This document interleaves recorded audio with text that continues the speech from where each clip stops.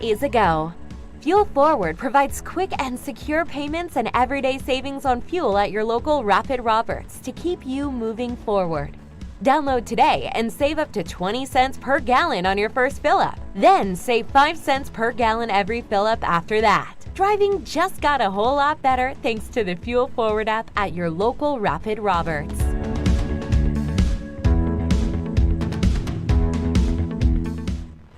Take a breath. Here's your Be Well moment with Burrell Behavioral Health. You're invited to pause and feel connected. Let's practice by taking a deep breath in and an exhale out and start to notice the space around you. What can you see that is a reminder of your connection with others? Maybe it's a drawing created by a child, a music playlist put together with a friend, a beloved pet basking in the sun. If we look closely, there's evidence of our connection to others all around us. For more wellness, visit BeWellCommunity.org. Elite Promotions is a family-owned company dedicated to providing effective, efficient, and quality promotional products to organizations just like yours. Elite Promotions will make it simple for you and quickly find the products that will give you a reason to use Elite. Elite Promotions is the official outfitter of the Grip and Rip Baseball League, dressing all 6 teams in the jerseys you see on the field and all of our official fan apparel. Be on the cutting edge. Be Elite. Elite Promotions, ElitePromo.com.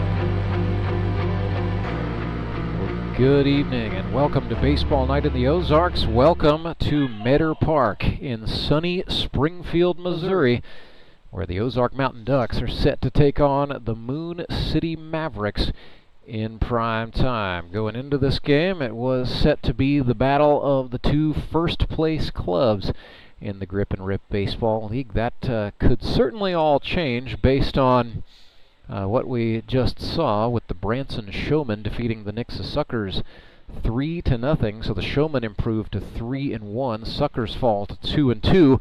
The outcome of this one for the Ozark Mountain Ducks is going to have significant implications for the GRBL South. Regardless of what happens, the Republic Locos were winners today over the Springfield Metropolitans. They improved to 2-2, with the Moon City Mavericks trying to hold on to command of the GRBL North. So we've seen a couple of divisional games. Now we get to see an interdivision game. It'll be the one meeting in the regular season between these clubs, the Moon City Mavericks and the Ozark Mountain Ducks. Hello once again, everybody. I'm Rance Berger. Welcome again to Baseball Night in the Ozarks, and we welcome in my partner for this one. He is fresh out of the post-game shower and feeling the power. Justin Fruit Snacks Loudon. Snacks, great playing conditions today, I've got to say. You know, Trey Turner and I think, spent more time talking about weather on our last post-game show than we did baseball, but it's just that dang beautiful out here. Absolutely, and you know, that was the first time that we actually got to pull out the black pants, and you know, we took our pictures at Media Day with the black pants, and we got to wear those, and I'm not gonna lie to you, I think those look pretty slick. They looked good, and then you know, it's hard to argue with the result when you go out there and get a shutout, and you get a nice divisional win. 77 degrees right now. Skies are clear as the setting sun creeps down. We will see the shadow just sort of envelop the field as this one unfolds. Right now, the Moon City starting pitcher A.J. Musser is in the sun, and the batters are going to be in the shade. Advantage pitchers, would you say? I would say so, yeah, especially unless you're in the outfield. We'll talk about that later, I'm sure. We just might. A.J. Musser on the ball. He is the opener for the Moon City Mavericks, pitching to catcher Alex Bird. Tanner Kellerstrass is at third base. Brady Welsh at shortstop. Brandon Winder at second. And Sam Hornberger starts tonight at first. It's Matthew Kellerstrass, Thomas Brand, and Nick Bacon starting tonight in right field. Thomas Brand in center. It's Brett Gallion, the leadoff man for the Ozark Mountain Ducks. They are without manager Austin Kendrick tonight, staying home with a sick kiddo. So Cole Roark is the starting pitcher and doing double duty as the acting manager of the Mountain Ducks. That's a lot to take in, I know. Yeah, no, absolutely. Brett Gallion, good leadoff hitter. I think he's battled injury last couple games, I would say. Yeah, he said a foot issue, but looks to be good. And coming off the Labor Day break, that's generally when everybody of a certain age and older sort of, takes advantage of the Labor Day break and heals up. Gallion pulls one to the third baseman. Tanner Kellerstrass is going to have to hurry. It will not get there in time. Gallion is safe. Just a little bit of bobble, a little sliver of opportunity was all it took. Then we got the Waynesville native, Simpson. Yeah, Trey Simpson. I don't know the umpire behind the plate, but I believe the one we have in the field is the one we had last time. I can tell you. Hang on. Wait, don't tell me. Tracy McKesh is behind the plate. Michael Goodart is on the field. And yeah, both of these guys have had GRBL assignments earlier this season. It's their first game of the day, so they should be sharp. We had Ruben Apodaca and Michael Johnson for the first 2 games. But how do you say that last name? Apodaca? No. He was grounded back to the pitcher. They get one, a 1-6-3 double play. Yeah, go on. Yeah, we didn't have our normal 2 that we normally have in the first 2 games. Brian Lozano. Yeah, it was a rare week off for the team of Brian Lozano and Ed Browning. Ed Browning, yeah. But well, we work with the MAU. They tell us who's coming, and we roll out the red carpet every time. I will tell you this though, I like this TV in front of us. Well, if they get it reconnected to the network and get a little football going, you'll really like it, I'm sure. We could put the game on the YouTube channel. And they could put it, just directly, just watch Baseball Night in the Ozarks. Yeah, we could just watch ourselves. Batter is Andrew Meyer for the Mountain Ducks. He's starting tonight in right field. Let's go to the TV to check out the replay. Well, I'm sure fans would love to see a replay. So Meyer has been offensively very good for Ozark. 4 for 10, 3 runs scored. He's also drawn 4 walks. So his plate discipline quite good. A.J. Musser in the opener's role for a 3rd consecutive game for Moon City. I'm sure we'll see Tyler Abma. Abma's going to come in at some point, and that slow roller got off the pitcher's mound and over, and then just kind of had enough oomph taken off of it that the Mavericks shortstop Brady Welsh was not able to make a play on it. So it's a hit for Meyer officially. Rookie coming up, right? Yep, this is Josh Scribner. So Josh Scribner is from Nebraska, Omaha, sponsored by Often Petroleum. Or nope, check that. That's Josh Engler. Wrong Josh. Josh Scribner is from Raymore, Missouri. Played for Raypeck, Raymore Peculiar High School.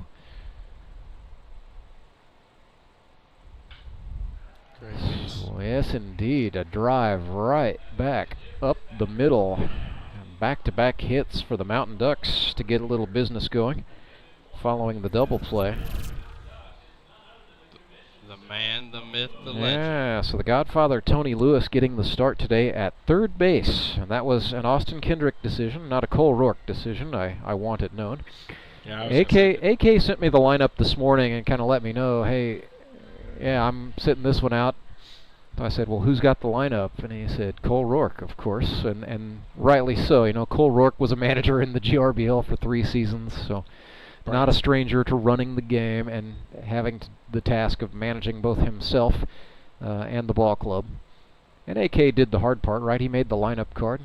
All he has to do is turn it in and show up. Exactly. It's what in the movie Little Big League, where they said, and how hard can it be? You got the DH. Exactly. No, I mean, Cole, like you said, Cole's done this before. He was the skipper for the Branson Showmen. Yep. And then Jacob Carlson took it over in 2024, and so yeah, I mean, like it's not news for him. I mean, it's not new.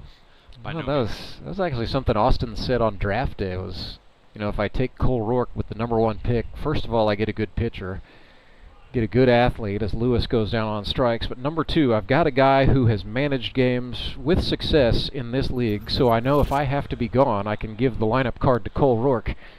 I think Cole kind of took that as ho-hum, but Austin clearly took it seriously. Says Cole Roark's got the lineup card tonight. So a couple of hits for the Mountain Ducks, but they come up empty-handed as A.J. Musser able to wiggle out of trouble. We will come back and bring you the bottom of the first right after this.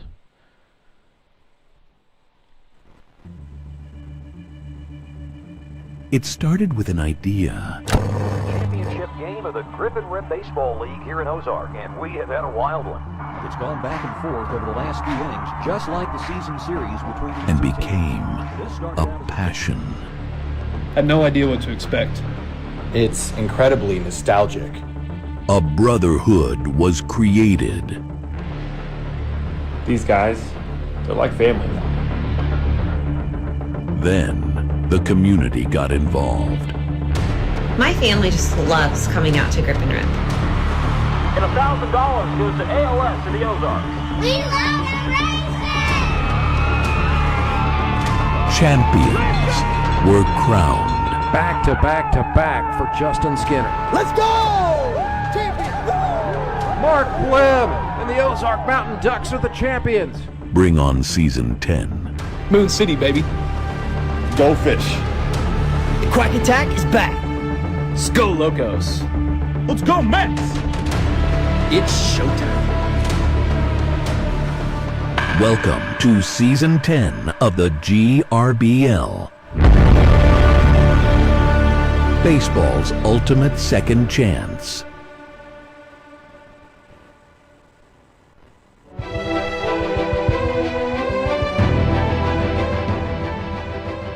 Right-hander Cole Roark is the Ozark Mountain Ducks acting player manager and the starting pitcher out on the hill. 14 innings so far this season, just 1 earned run on 10 hits, 15 strikeouts to 2 walks, carrying a 0.64 ERA into this one.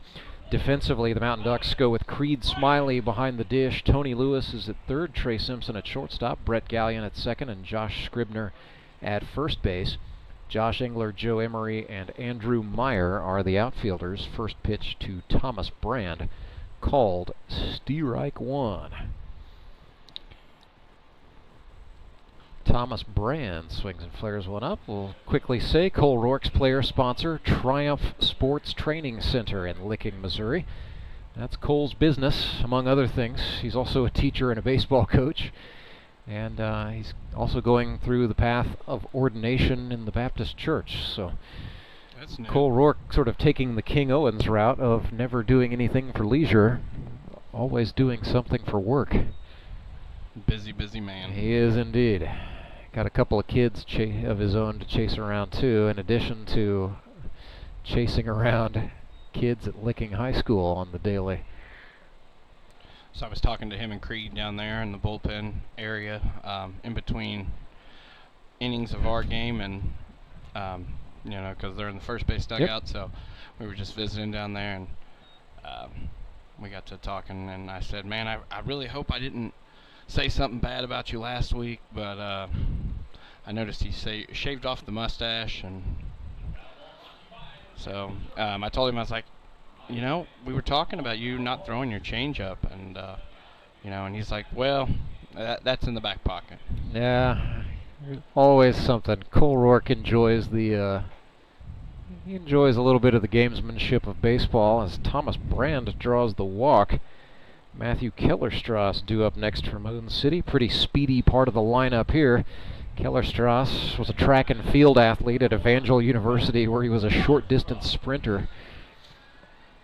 I saw his speed. I want to say maybe it was the jamboree that Tony hit one to center, and I thought it was down for a base hit, probably one hop the wall, and he flew underneath it and made a catch, and I was like, he's fast.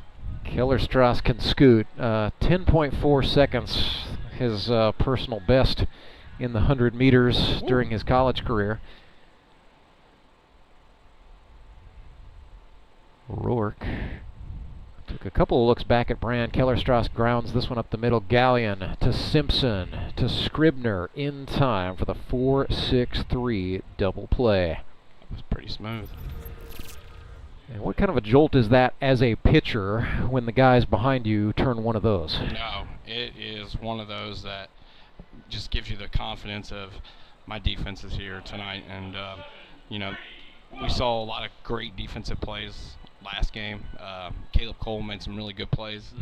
And, you know, even being the opposing team or whatever, I yell at CC and I said, "Hey man, that's great play." Him and Logan Rycraft, those two, you'll see something out of those. But you know, even here's a swing and a flare into right field. That's going to get down. That's going to be trouble. Extra bases on the way for Brady Welsh. Baseball comes out of the corner. He's going to get at least the triple. Yes, indeed. Good piece of hitting, and then a fortunate roll for Brady Welsh and the Mavericks. Now, does Licking and Hartville play each other in baseball? Because I know that they're both head coaches. And I would think that makes sense. I don't know if that's. I'll have to get the research team on that, Snacks. So stand by. We'll come back and visit that. But yeah, Brady Welsh, high school baseball coach at Hartville. That ball was in the outfield before I really had a chance to even talk about his vocation. And he can move pretty good. Yeah, Welsh can scoot. He was a professional athlete before he became a teacher and a coach. So. Land Braves organization, I believe. Indeed. There's a swing and a baseball lifted to the gap and right center off the bat of Tanner Kellerstrass. Moon City leads 1-0. It's an RBI double. So the Kellerstrass boys making an impact. Coach England's down here on the third base just looking at him like, "Hey, I want you over here."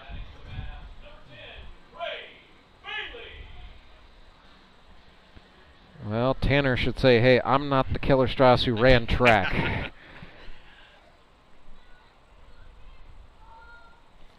I will happily be other Kellerstrass as Ray Bailey bats. He's a rookie. He is a rookie out of Kickapoo High. Went to the University of Missouri on the academic path, but did play some club baseball there. Trying to look, yes indeed. On September 2nd, Licking did indeed play Hartville, and it was Cole Roark's Licking Wildcats getting the win 10-4. Look at that. I didn't know they just recently played. So. I didn't either. That's why we have hours and hours of research at our fingertips, Justin, for situations like that. So Moon City 1-0 lead here in the first. Bailey the batter, Tanner Kellerstrass the runner off second base. He has broken this one open early with an RBI double to score Brady Welsh. So Roark's going to be frustrated, hanging a couple of balls for extra base hits. But certainly something that can be regrouped from if he's able to minimize damage. Called strike there. Full count. Indeed. Big bat lingering on the on-deck circle, and Tyler Jones. Tyler's been around. Yeah, Mavericks would like to put another quarter in the carousel and keep it spinning here. If Bailey can manage. The 3-2 payoff pitch. Slider. No, he will not. A slider for a strike. So Cole Roark gets out of the inning, not completely unscathed. It is 1-0 Moon City. Tanner Kellerstrass drives home a run, and the Mavericks lead early here on baseball night in the Ozarks. We are back with inning number 2 right after this. When Gary and Sandra Henry started Henry's Towing nearly 5 decades ago, customers knew that Henry would be the guy coming to help. People would call and ask to let Henry do it. And as Springfield has grown, our family has grown as well, so there's always someone around to come help you out. Everyone at Henry's is a member of the family, fully trained and as dependable as the original. With a family this size, help is always right around the corner. So if you find yourself in need of roadside assistance, remember to call the name you've grown to know and trust. Remember to let Henry do it! Did you know that Conoco gas has 3 times more detergent additive than the minimum required by the EPA? And 30% more than the top-tier detergent gasoline standard, recommended by major car manufacturers. Other alternatives contain unwanted deposits that can build up on fuel injectors and intake valves, robbing your engine of performance. More quality in every drop. Only at your local Rapid Roberts.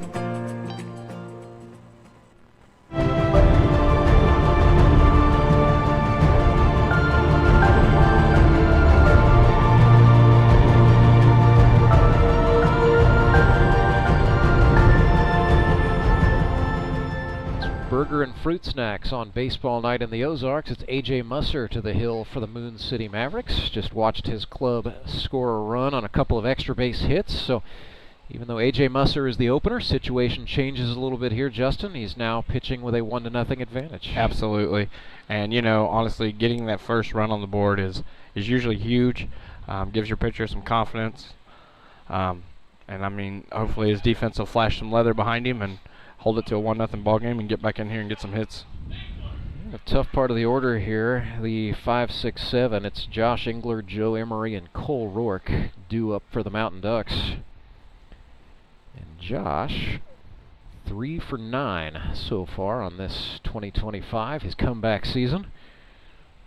So 29 hits across a GRBL career that began in 2020. I'm sure we will see Josh Engler later on the mound.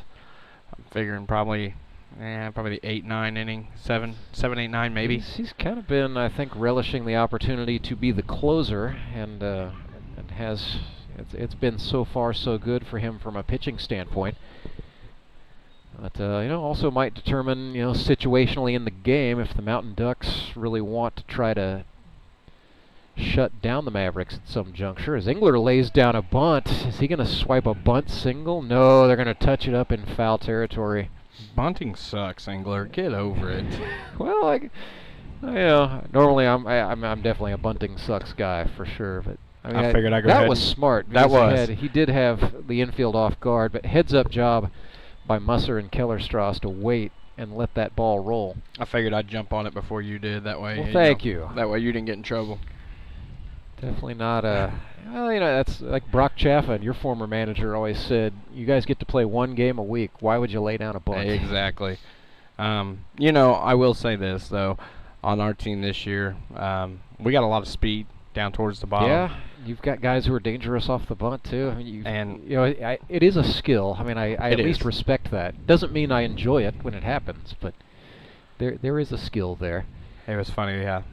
During the game, we come up, we had a runner on first. It was still 1-0 at the time, and I come up and Spitz goes, I know you're going to bunt. And I was like, well, jerk. I was like, are you sure about that? Bunting's for the birds. No. Honestly, though, you know, actually, Cole Roark and I were talking, and there was runners at first and second. I want to say it was Doman. Yeah, and Doman is a skilled bunter. Doman and King, because King came in to run for me, and it was Chris Leggett with nobody out. Yeah. No, sorry, Carter Rennie with nobody out. And I just asked him, I said, you know, would this be a smart decision to have him bunt? Because he's quick enough, he could probably beat it out. And he goes, I would. But pretty sure, didn't Carter Rennie play it? At Licking, yeah. And Cole Roark was an assistant under Hall of Famer Harvan Till at the time. Joe Emery has dropped down a couple spots in the lineup. Normally he's batting leadoff, isn't he? He was in the leadoff spot, but yeah, the Mountain Ducks have done a little bit of lineup shuffling. He's 3 for 13 for the season. Has also been plunked once and drawn a walk. About got one there. Yeah, A.J. Musser struck out Josh Engler. Ended up getting him looking. So with the way the Mavericks operate, you know, AJ's got the great advantage of you get the starting pitchers warm up and ramp up, and yet you know the most you're going to be asked for is 3 innings because they've got Carpenter and Abma sitting back in the wings. So Musser can really reach back and let the fastball fly a little bit. Yeah, and you know, TA was on our team last year, and it was funny because I'd always give him a hard time. He'd show up at, we play at noon, he'd show up at 11:56, and I say, dude, aren't you starting? And he goes, yeah, I'm just here to throw strikes. And it wouldn't take him long to get warmed up. So no, I wouldn't be surprised if, right now currently he's down there in the dugout and he's got probably his tennis shoes on.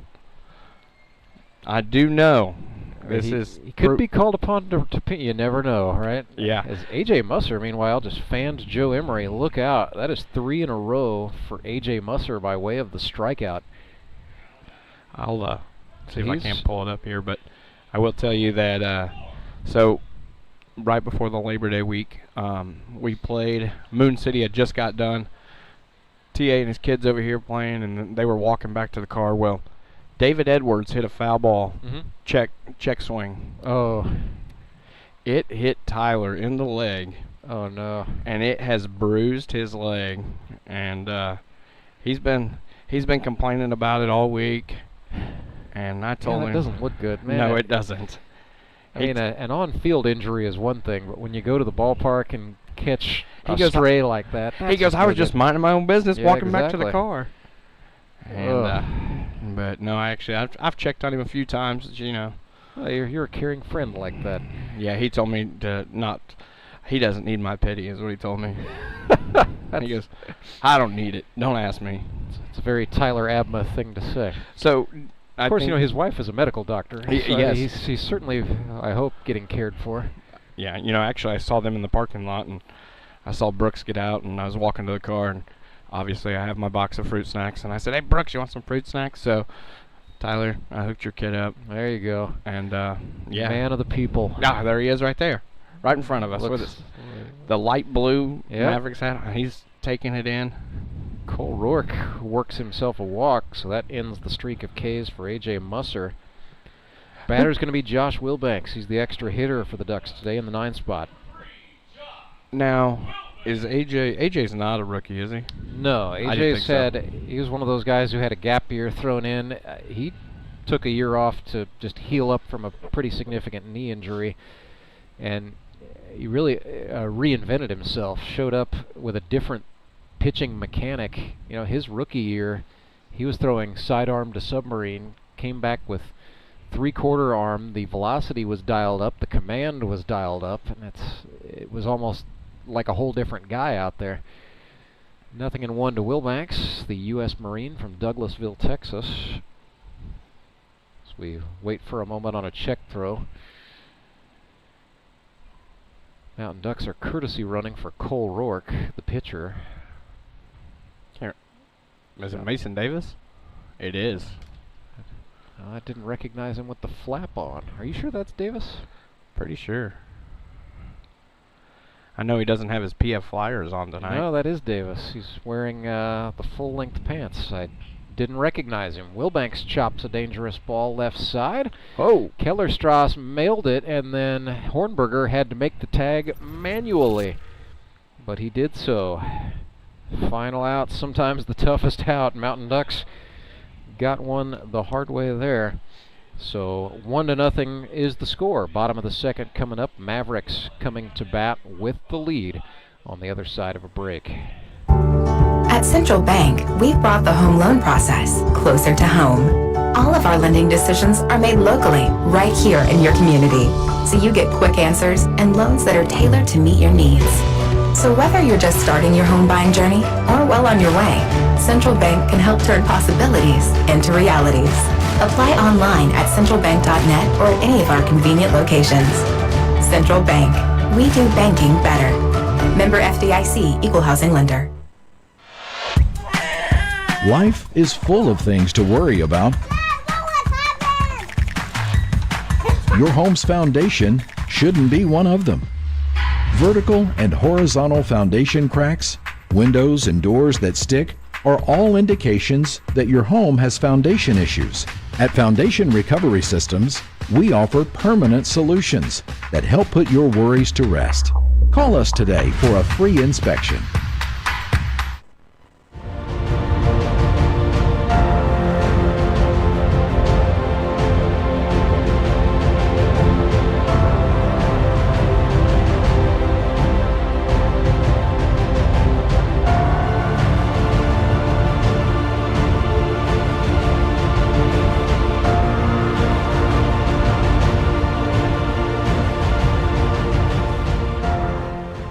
Tyler Jones coming to bat for the Moon City Mavericks. They lead the Ozark Mountain Ducks 1-0.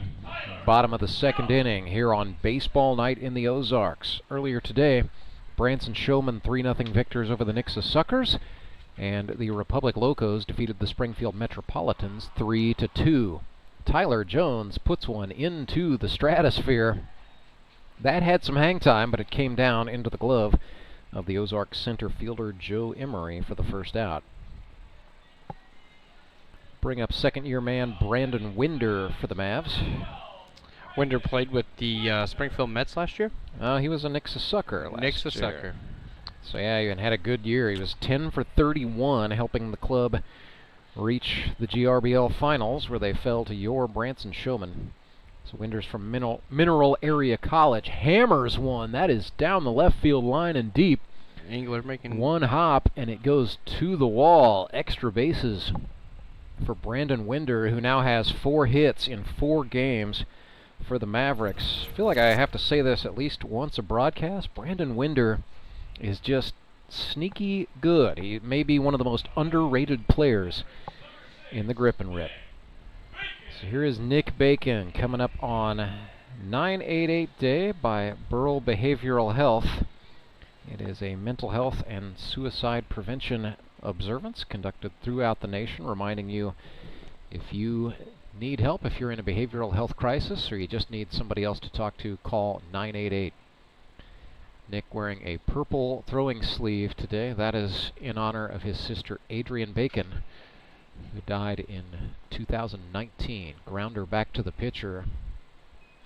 And Cole Roark handles that one nicely to get the out. Winder stays put on second base. Oh, Nicky Bacon. Nick Bacon and Cole Roark were teammates on the Henry's Towing High Rollers in 2019, winning a championship with Justin Skinner. So Bacon is retired, and the batter is Alex Bird, the Moon City catcher. Has been off to something of an offensive surge. 2 hits in his first 3 games. 2 for 9 with a double and an RBI. Alex is a guy who's drafted for defense, so anything he does offensively is a bonus, but the bonuses have been delivering for Alex in some pretty timely situations here in 2025. Yeah, Alex was a part of the Branson Showman team last year. Good rookie catcher that we had. He handled all the pitching. Had to catch some fireballers, and you. Yeah, and me. More the fireballers, and the heavy baller is what we call Tyler. Well, yeah, Tyler Abma and Daniel England, 2 of the heaviest throwers. As it was explained to me, there's a lot of spin on the ball, and that I don't know. I know a baseball is a baseball, and the weight should be the same, but not when those two throw it. It's different when it's coming into your glove. That's all I can tell you. It just hits your pocket, hits your glove. I mean, it just feels different. You feel it in the wrist and the elbow. I got a feeling it's going to be a slider down and away here. Gonna try to wipe him out on the 1-2. Yep. Well, that was down and away, but it was a little bit too down and away for the liking of Tracy McKesh. I actually asked Cole, said, hey man, you gonna keep your emotions in check? And he goes, I was in check, my volume raised up, but I didn't say anything. And I was like, that's a head coach for you. Oh, he's safe. Oh, yeah, he is. 2-hopper to Trey Simpson, and then there's air under the throw. Josh Scribner, the first baseman, taking responsibility for that. But, yeah, bottom line is Alex Bird is safe, and that advanced a runner as well, Winder. And so with that, and yeah, they are going to go. I mean, I don't know if that's an E6 or an E3. We'll go back and deconstruct it later. But bottom line is Sam Hornberger's got a great chance at some insurance here.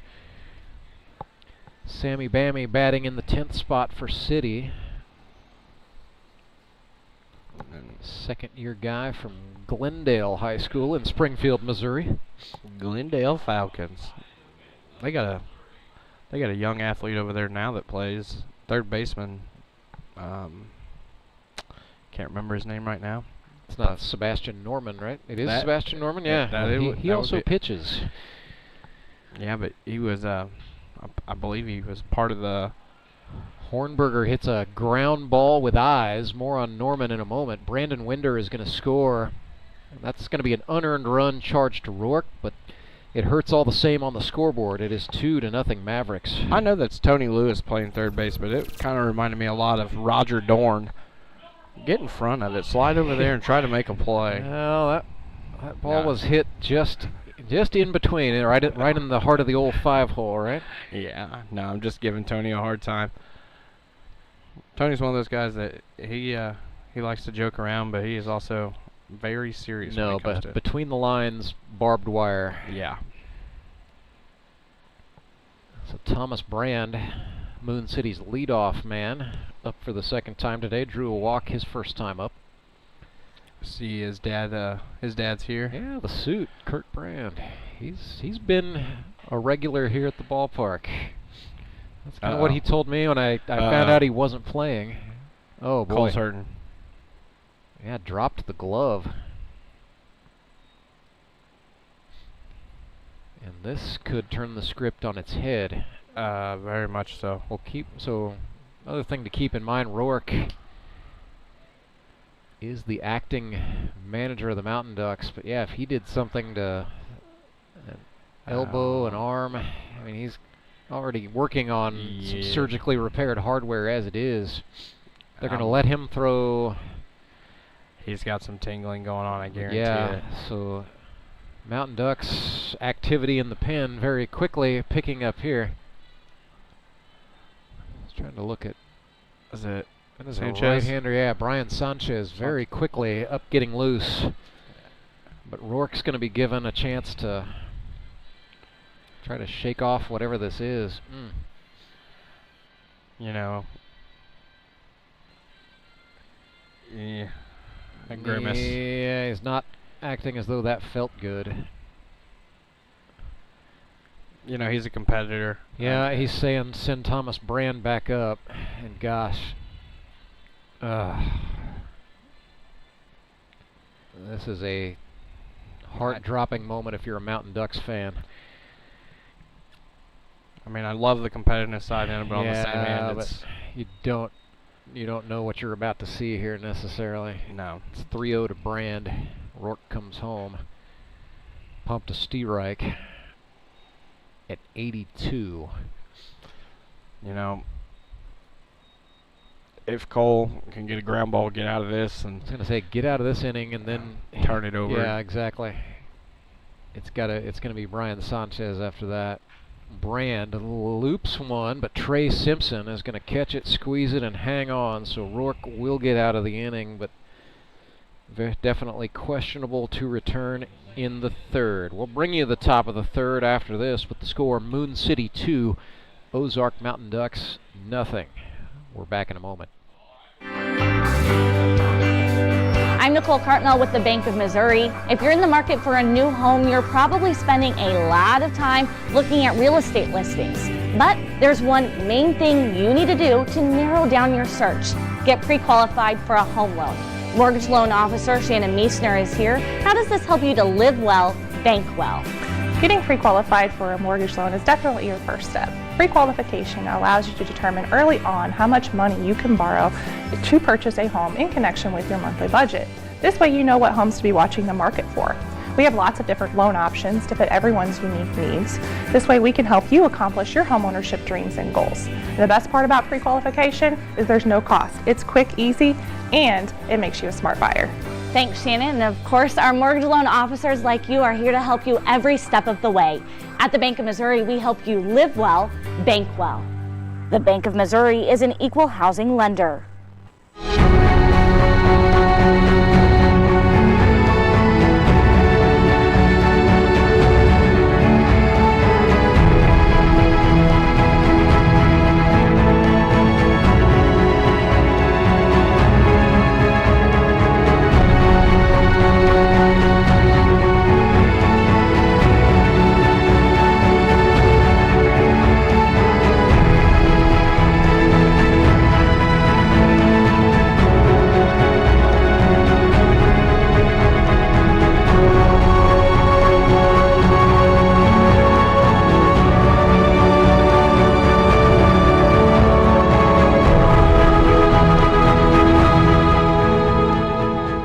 Daniel England is going to keep riding with A.J. Musser. This is the deepest we've seen Musser go into a game here in 2025.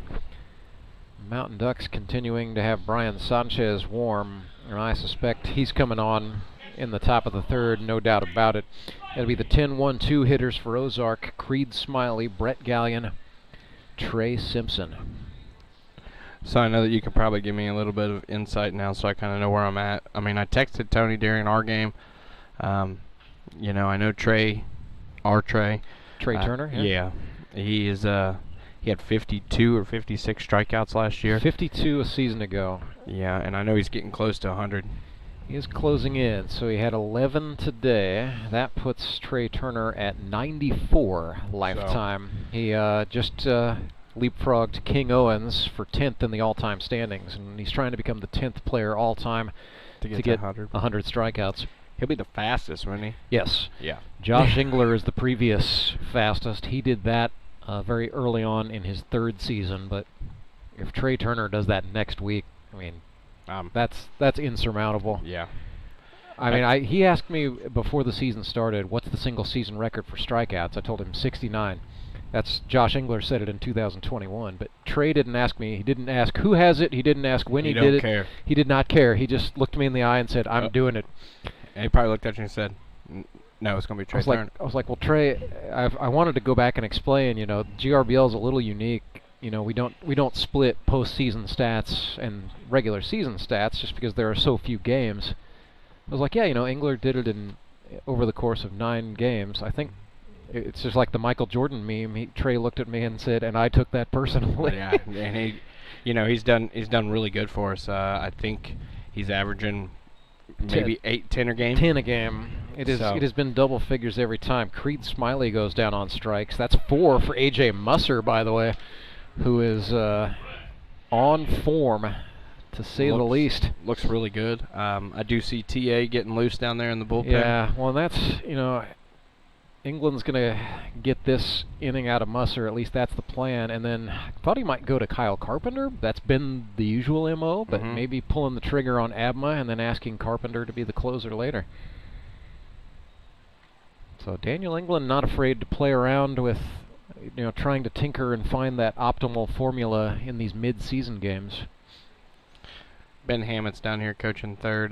Before I forget, want to wish him a happy birthday on Tuesday. I know that 9-9. Your daughter has one coming. Yeah, my daughter Kate will also celebrate a birthday. Well, we celebrated a birthday yesterday. Cause she'll be 3? She will be 3. My little boy will be 3 in November. That's awesome. So yeah, I had well, you know, you never really plan, right? But, yeah. Had the old mid GRBL season baby a couple years back, and you're not the only one. It was definitely a thing. I think Murphy had one. Yeah, TJ was born the same year Kate was, because they're in the same class now at their daycare. So I get to hear about. Weren't you guys like pretty close? Like so I think they were like in the late stages of September, but it's less than 20 days. Yeah, gap. I was gonna say, I thought it was. So yeah, they're classmates at school. It's kind of fun. You know, you hang around this league long enough, GRBL starts intersecting all sorts of interesting places in your life. As Gallion goes down on strikes, yeah, Musser is just dealing. When Kate was born, actually one of the nurse practitioners who took care of her was Ashley Chapman, who's married to Brandon Chapman, a GRBL original. So you know, she came in and gave us the whole briefing on what was going on, and then she looked at me and said, "I guess you're not announcing baseball tomorrow now, are you?" Nope. I said, "No, ma'am. I think I'll be right here." But yeah, it's fun. It is real. I always enjoy, of course, seeing the guys at the ballpark. But it's fun when you see a GRBL player out in the wild. Either in your natural environment or theirs. Exactly. And it's crazy. A lot of people know that I play golf and stuff, and outside of here, and I'll tell you, I've only played one round in 2025. Maybe that's the secret. Maybe that's it. But first inning, I get over here to the coach's box, and we're coming up, and I hear, "Hey, Loudon, are you playing with us next weekend?" Logan Rycraft is yelling at me from shortstop, asking if I'm going to play with him and Chandler V. Say, did they need another guy in the scramble? Or yeah, I do. Yeah, and I was like, you know what? I think I am. So we're actually, I think it's next Sunday out at Hidden Valley. Oh, boy. Luckily, we don't play until 6 o'clock. Yeah, you're in the primetime game. So. Gonna go drag Chandler and Logan to victory, and then try to drag the Branson Showmen to victory after that. Well, I told him, I said, hey man, just so you know, I haven't played in a while, but you know, Chandler reassured me that for me it's probably just like riding a bike as much as I played. Look forward to the full report next time around. Man, Musser just got Simpson looking, so he strikes out the side. He looks great. If that's his final inning of work tonight, that's a good one to end on. 6 Ks for A.J. Musser. No runs, 2 hits, and a walk. Decision time for the Mavericks coming up soon, but they will get to come to bat in the bottom of the third. We'll bring that your way right after this.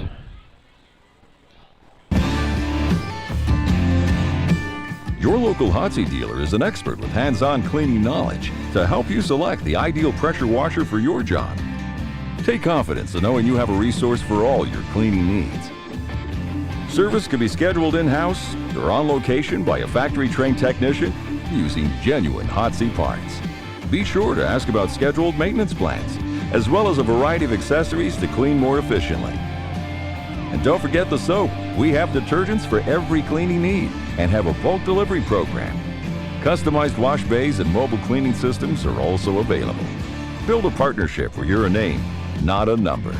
Contact your local Hotsy dealer to see why nothing cleans like a Hotsy.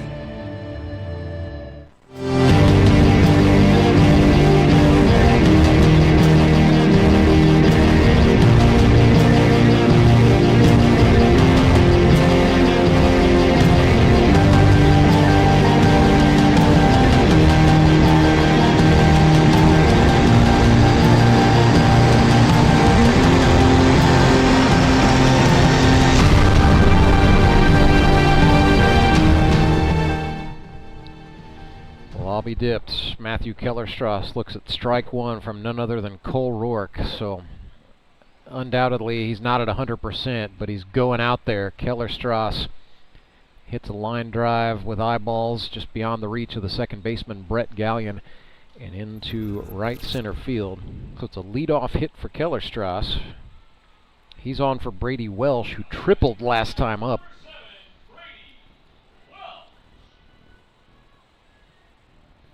Brady Welsh walking up to the outfield. The band, not the place.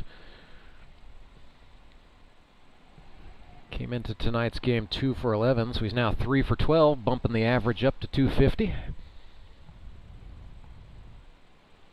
Now 35 hits in the GRBL career of Brady Welsh. Runner goes. Welsh pulls it to the third baseman. He knocked it down and fires over. That is in time. And that is Tony Lewis staying down on it and getting it done. Normally Tony plays first. They've had him at first. You know, in the preseason, he played just about everywhere on the infield except pitcher and catcher. And so Austin Kendrick, I think, trying to find the optimal place for him. They wanted to get Josh Scribner's bat into the lineup. Yeah. And Scribner's secondary position is catcher, so I think that's the move. You put Scribner at first, you create an opportunity, take advantage of Lewis being a little more of a utility guy. Tony looks like a natural over there. Where did he actually play in college? Like, what position did he play in college? So he was a college shortstop. Really? At Drury? At Drury. So he was part of it was when the program launched. Yep. He was part of the team there, and they won the GLVC straight away.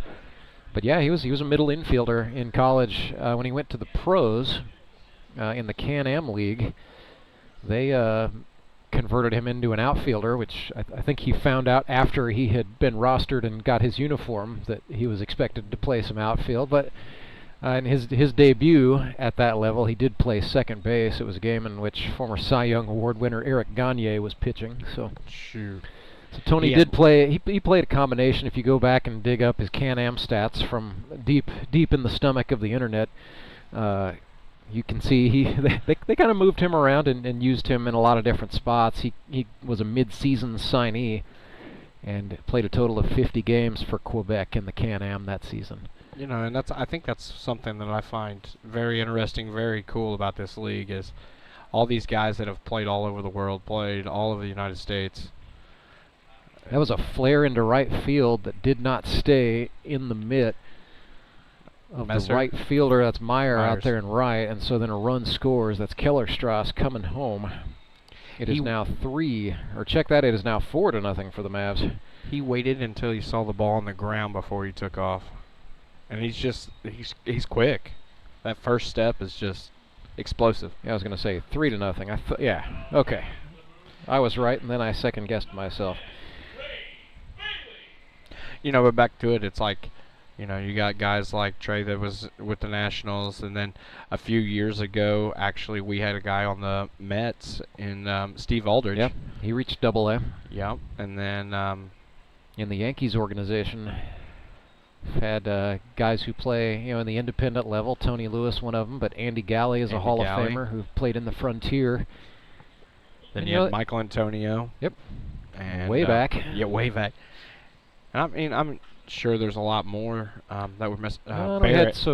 John Barrett, and then if you go back to 2019, I believe it was, Grant Ledbetter was a one-year wonder, but Grant played in the Pecos, and then he had also a short stint in the American Association with, they were the Kansas City T-Bones at that time. They are now the Monarchs. The Monarchs.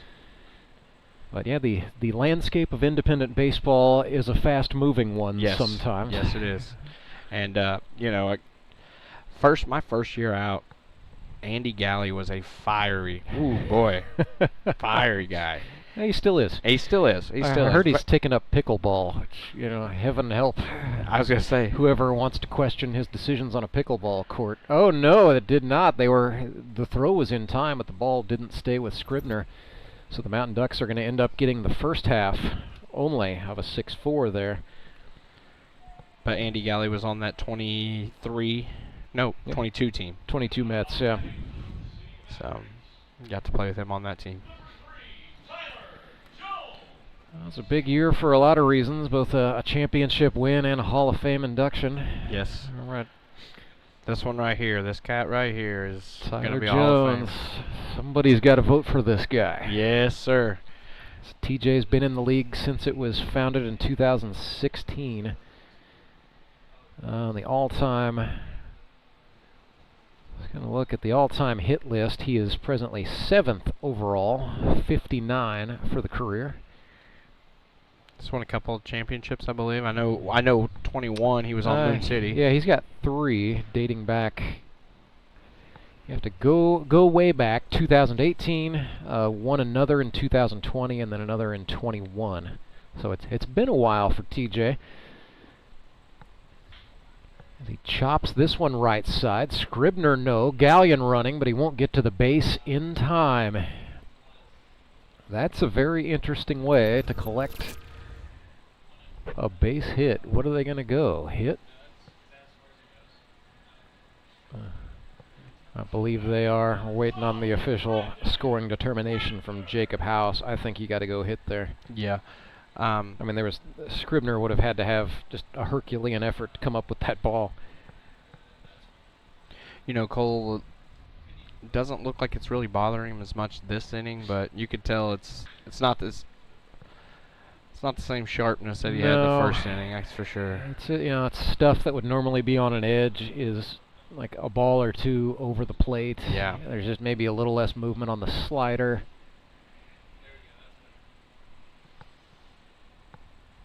It's just not quite what he wants. You know, he'll be frustrated when this is over for sure. As there's a pop-up. Oh, the TV's gonna get it. Oh. That's Tony Lewis's TV, by the way. It looks like it's brand new. I mean, you can see the box sitting right there. This was Tony's brainchild. He wanted to be able to try to show some NFL football. Did so for the first couple of games, and then I think we've lost signal. 0-2 for Winder. I wonder if we could turn on our hotspot on our phone and somebody connect to it. Well, I think that's I'm not sure if that's what they tried or if I don't know. I'm not the AV kid, clearly. 1 ball, 2 strikes. 2 runners on for Moon City, trying to extend a 3-0 advantage. Brandon Winder fouls another one off. So Winder 1 for 1 tonight, coming into this plate appearance. Had a double in the 2nd inning, and then came around and scored a run. Sneaky good Brandon Winder. Yes, sir. Looks really relaxed, composed. Ooh, just touched that one foul to stay in the hunt. So he's originally from Farmington, Missouri. Went to Farmington High School. Was a pitcher and a position player there. Now works for Cintas in Springfield, Missouri. It's up north, isn't it? Farmington? Yeah. No, southeast. Is it? Yeah. Cape Girardeau? Not quite that far southeast. So you got Farmington, Potosi, Deloge, and Bonne Terre are all sort of clustered together. If you've spent any time in the Missouri Department of Corrections, Justin, there's a strong chance you'll get to go visit that part of Missouri. If you're able to keep your nose clean, you won't have to go there. You won't have to worry about it. That's the lead belt, the old lead belt. Gotcha. That's called. So they are not extracting lead or doing any refining there now, but used to be where a lot of lead mining happened. Now they deal in the business of corrections, among other things. They got one of those in Licking as well. They got a prison in Licking. Yes, they do. 3 balls, 2 strikes. Full count for Winder, who has worked his way back. He was down 1-2. Nice little test here. And they're definitely, Mavericks fastball smelling blood in the water and really trying to make Cole Roark labor. Cole from the belt. There it is. That was indeed the fastball. Winder goes down looking, and that ends inning number 3. But the Mavericks do strike again. An RBI single off the bat of Tanner Kellerstrass made it 3-0. Mountain Ducks will look for some answers on the other side of this break with the top of the 4th. When Gary and Sandra Henry started Henry's Towing nearly 5 decades ago, customers knew that Henry would be the guy coming to help. People would call and ask to let Henry do it. And as Springfield has grown, our family has grown as well, so there's always someone around to come help you out. Everyone at Henry's is a member of the family, fully trained and as dependable as the original. With a family this size, help is always right around the corner. So if you find yourself in need of roadside assistance, remember to call the name you've grown to know and trust. Remember to let Henry do it! Mr. Callahan, let's play Word Connect. I don't want to. I'll start. I'm not gonna. Air. Services.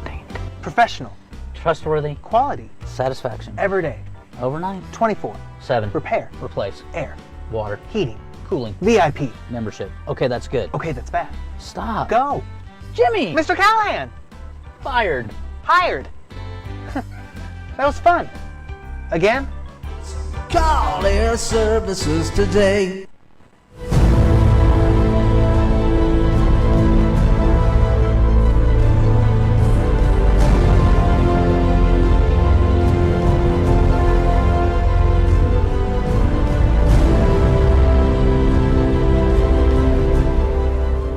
It is a Henry's Towing pitching change for the Moon City Mavericks after an absolute 3-inning gem from Anthony Musser.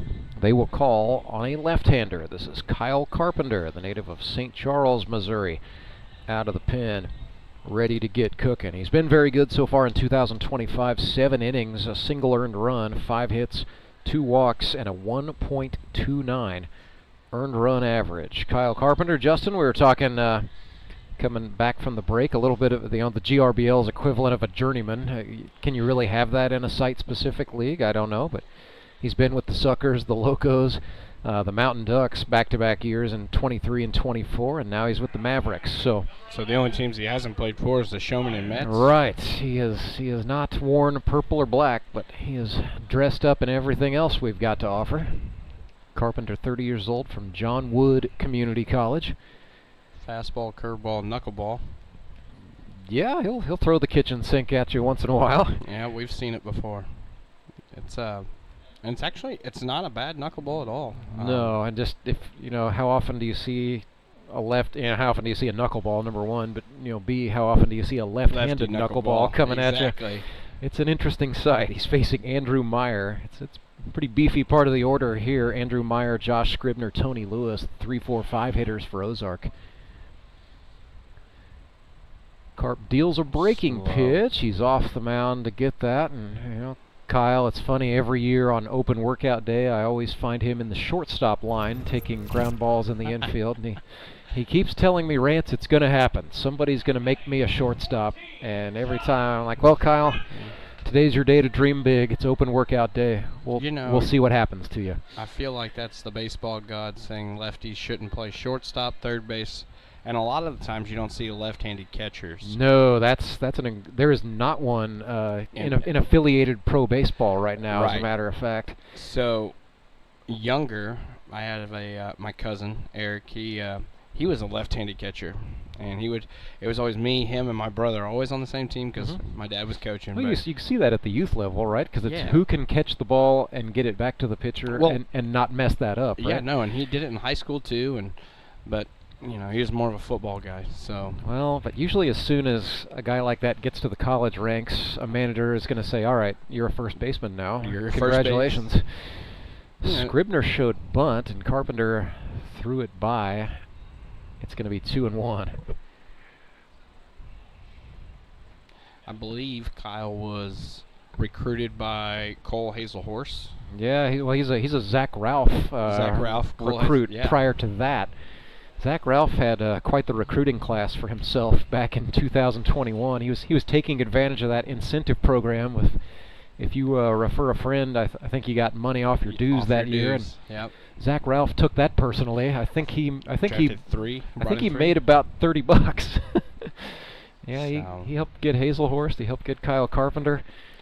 But that's a fun friend group, and not all those guys are in the league anymore. But it's always cool to see those guys come out, and they take a commemorative photograph together on game day at some point every year, just sort of celebrating baseball and the friendship that they have. You got Robert Frackle and Cole Hazelhorse on the and Chandler Maples was another who's kind of worked into that group. Yes, but.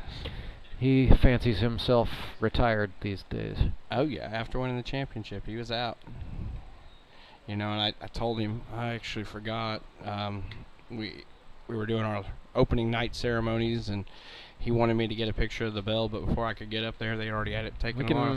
We can make that happen tonight before we leave. Remind me of that after the game. Dribbler to the second baseman. They get one. Welsh fires. They turn two. A 4-6-3. By the Mavericks, retires the Godfather. That is their second double play tonight. And the Mavericks lead 3-0. It is baseball night in the Ozarks. Bottom of the fourth is next. Did you know that Conoco gas has 3 times more detergent additive than the minimum required by the EPA? And 30% more than the top-tier detergent gasoline standard, recommended by major car manufacturers. Other alternatives contain unwanted deposits that can build up on fuel injectors and intake valves, robbing your engine of performance. More quality in every drop. Only at your local Rapid Roberts. Support local, give local. We hear it all the time, and when it comes to blood donation, there's an easy way to make sure your gift is being used in your community. Donors with Community Blood Center of the Ozarks provide every drop of blood, platelets, and convalescent plasma to patients in over 40 area hospitals. How do I know why that's important? Because my youngest daughter, Joselina, is alive today thanks to local blood donors. Find out how you can help at cbco.org. Local donors, local patients. That's the Community Blood Center of the Ozarks difference.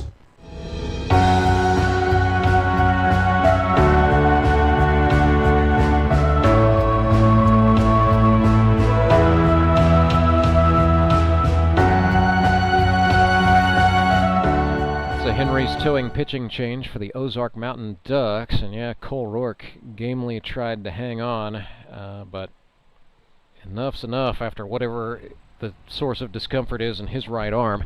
He will give way to reliever Mason Davis. He's sponsored by DSG Hotsy pressure washing equipment. Mason, a native of Harrisonville, Missouri. So far this season, 4 innings, no runs, 5 hits, a strikeout, a walk, 2 hit batsmen. That's just a side effect of when the slider doesn't slide.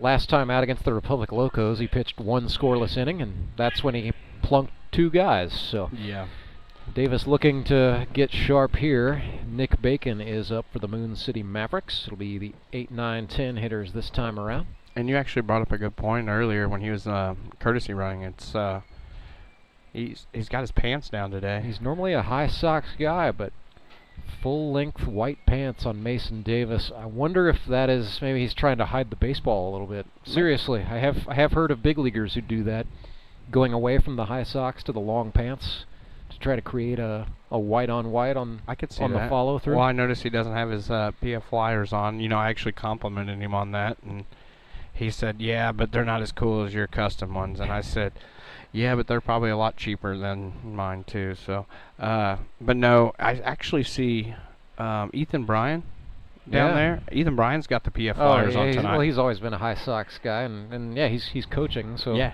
he can be all about fashion. He is a great dude for this league. Absolutely, Mr. Catch 365. He's retired from playing, but hanging around on Austin Kendrick's staff.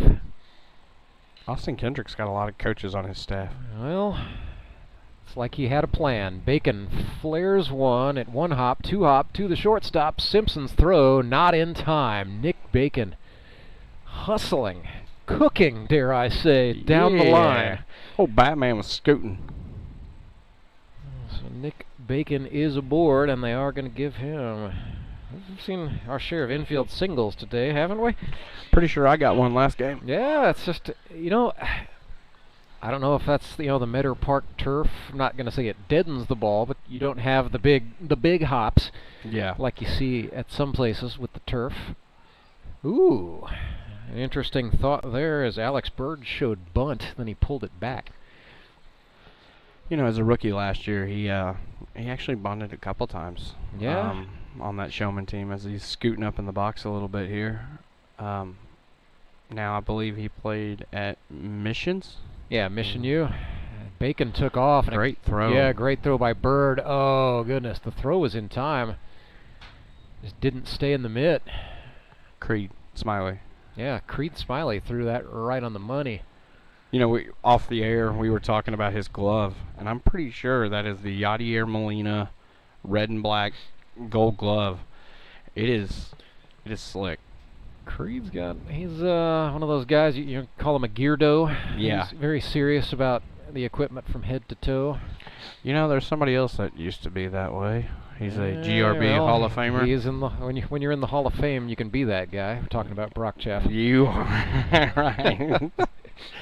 No, Brock not only showed up with, you know, a full bag of every accoutrement you could ever want, but then he had one of those collapsible wagons full of snacks. Exactly. And, you know, he'd bring in some good ones, too. And his motto was that, you know, my team is going to love me because I'm going to feed them. And there may be some merit to that. Yep, he'd bring in the pretzels. They had... Yeah, the peanut butter pretzels. You know, the, man. The good stuff. Sam Hornberger thought about a slider and thought twice.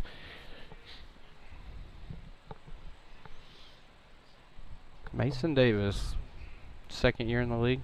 Yep, was a rookie with the Suckers and had a very good rookie campaign. Carried a 1.69 ERA across 16 innings. Used predominantly in this role right here, middle relief, but you know, Mason would like to extend his opportunities out a little bit. You know, kind of got a taste of the action and said, I can do more than pitch. You know, I can maybe carve out some opportunities offensively, but what he'd really like to work up to being is a 3-inning guy. He wants to be that bridge guy. Yeah. I'm wondering if, you know, him and Creed get together, because I believe Creed helps out there at DBAT. Yeah, they're both on staff at DBAT, and so yeah, I have no doubt they've had a few throwing sessions. Got together, yeah. I noticed Mason Davis got him a haircut. We were talking about that in between games. Not as much flow out of the cap, is there? Oh, Trey Simpson might have gotten distracted by the runner, Nick Bacon there. Nick Bacon. Who are you to doubt Nick Bacon? Contributing in all sorts of ways. As Hornberger is going to be safe at first, we'll go E6. So look out, world. It is first and third. Thomas Brand up here with one away, the son of the suit. A 3-0 lead. You know, the Mavericks were on the flip side of this a week ago. They lost to the Nixa Suckers 7-0. I think pounce on them early was probably part of manager Daniel England's message. They've done so, scoring runs in each of the first 3 innings. I could be wrong, but I'm pretty sure the field umpire just came in to make sure that there was not interference by Nick Bacon. I didn't see it. I know that's no. It's one of the Brett it's one of was those. asking about it. Well, you figure somebody on the Mountain Ducks would at least say the word out loud, right? Yeah, they're full of high school coaches over there. I mean, I know that they're.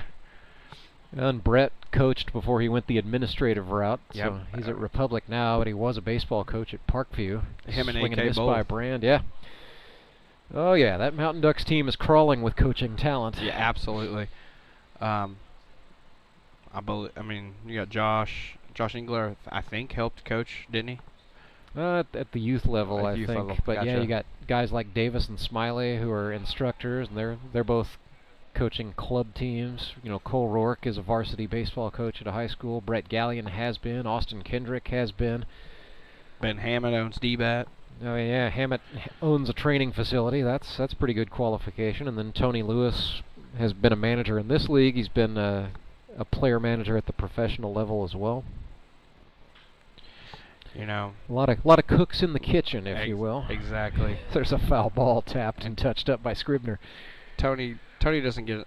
You know, I hate to say it, but I'm going to anyways. Tony does not get enough credit for the work, the dedication he puts in to this. You know, 10 years ago, I can guarantee he didn't think it was going to be what it is today. But I'm sure glad he did.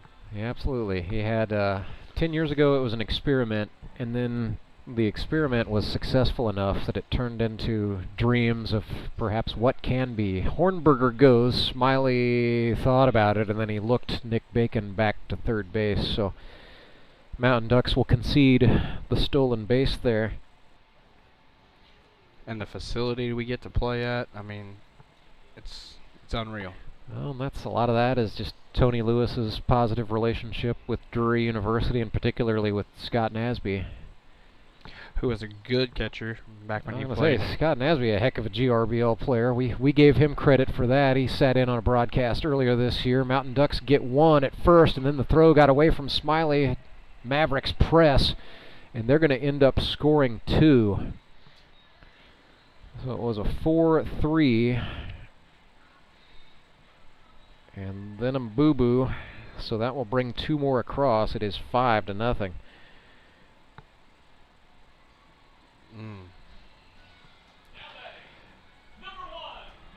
You know, one thing about this Moon City team, they are aggressive on the base path. I mean, yeah, they got young guys with speed, but I mean, Daniel is also sending runners. That is definitely a pattern I have picked up. Ooh, and that hit Kellerstrass. So Davis, obviously a little bit rattled. And you know, if you're Davis, you've just watched your defense make 2 errors this inning. Yeah. And you can't compound the problem. You know, and he's doing his job. He's getting ground balls. So, and you know, he's through the, where are we at, 2? Yeah, we're getting into the heart of the order here. Brady Welsh in the 3 spot. Hit a triple his last time up, right? Yep, 1 for 2 with a triple. Read my mind. I mean, at this stage of the inning, you've got 2 outs. And yeah, you know, you don't mind a check throw, I guess, but you focus in here and try to get a ground ball and get out of it. Lock in and go back and regroup. But Mountain Ducks are going to have to find some offense. There's no doubt about that as the runner goes. And Smiley not up with it. So Welsh did the right thing, swung and missed at some trash to at least put the bat in the catcher's view. 2 weeks ago, you and I were talking about, you know, umpires that we've had in this league, and just looking down here, watching the home plate and his mechanics, made me think of Ricky Hammers when he calls his strike. Some of these guys have probably sat under the Ricky Hammers learning tree a time or two. I guarantee it. All the crews today from the Mid-America Umpires Union, and we certainly thank them for what they do. for a lot of these guys, it's a lot of high school baseball, but the aspiration is to go on to the college level. But grip and rip kind of scratches a nice in between if they're not doing something. A lot of guys are also football officials, or they do, especially this time of year, or they do softball in the fall as well, women's fast pitch. So we appreciate having these guys available on Sundays, and that they are willing to come out and come at this game with the intensity that they do. Great battle going on here with Mason. Yeah, Welsh pulled one down the line there. He was, it's easy to do on a guy like Mason Davis, who can move the baseball and also just can take speed off of the pitch. Does a good job getting hitters out on that front foot. I've watched Mason a couple times. He's kind of thrown his glove out a little bit, made some head gestures. I don't know if he's trying to tell Creed Smiley, hey, let's go farther out. Yeah, I think that's exactly what it was. Yeah, that was over. Welsh rolled over on it. Simpson, oh no, trouble on the exchange, and now trouble at the plate. He's out. They got him at home. Kellerstrass trying to appeal that he was under the tag.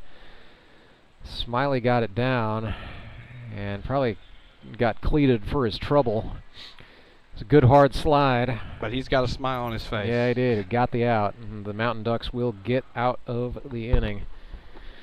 And so the score is 5-0. Moon City taking advantage of some miscues by the Ozark Mountain Ducks. And 3-2 putout ends a strange fourth inning in which Moon City put up 2. So 5-0 is your score. Back with more Baseball Night in the Ozarks by the Grip and Rip Baseball League right after this. I'm Nicole Cartmel with the Bank of Missouri. Whether you're looking to pay bills or make a big purchase, sometimes you need cash quickly to take that next step. A consumer loan might be a perfect option to help you live well, bank well. Sonia McClendon, one of our branch managers, is here to explain. Thank you, Nicole. We provide personal consumer loans for almost any purpose, from building your credit to financing that new car. We offer competitive rates, and decisions are made locally so we can get you the money that you need quickly. But what makes our consumer loans unique is that personal touch. For example, I recently worked with a customer to secure a loan for a horse trailer. He could have went elsewhere, but he chose to work with his bank because of that personal relationship that we've built with him. Being able to work with your personal banker that you know and trust makes a big difference. That's right, because we work with our customers to help them live well, bank well. Get started at bankofmissouri.com.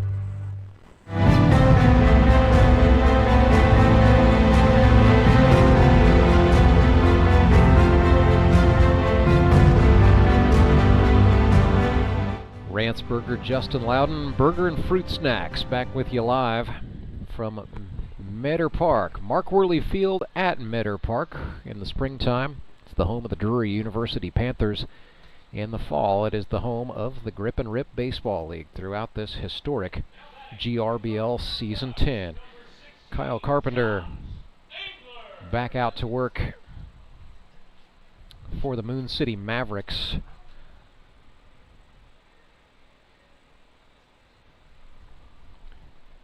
First batter he will see from the Mountain Ducks is Josh Engler, the left fielder. Engler took a cut at a two-seam fastball and fouled it off. It's Josh, sponsored by Often Petroleum.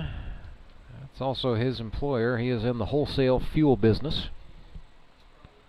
So Justin, if you ever dreamed about running your own gas station, Josh Engler would be a good guy to talk to get some info. Say, hey Josh, come help me out, would you? He does not give away free gasoline. Oh, man. Quick disclaimer. Trust me, I've asked. No, I'm sure that we're actually going to see Josh Engler probably go into the mound. That was part of the plan all along, I'm sure, was for him to come in the late stages of the ball game. As he reaches out and pokes one. Yes, sir. That's not a bad piece of... No. Certainly, not what you would consider artistic looking by any means. But yeah, he threw the hands out, poked it over the shortstop's head, and into the outfield it went. You put the ball in play, good things happen. That's bingo, bingo. That's exactly it. A hit is a hit is a hit in the scorer's book. And you hear Hey Joe by the Jimi Hendrix Experience. It can only mean Joe Emery.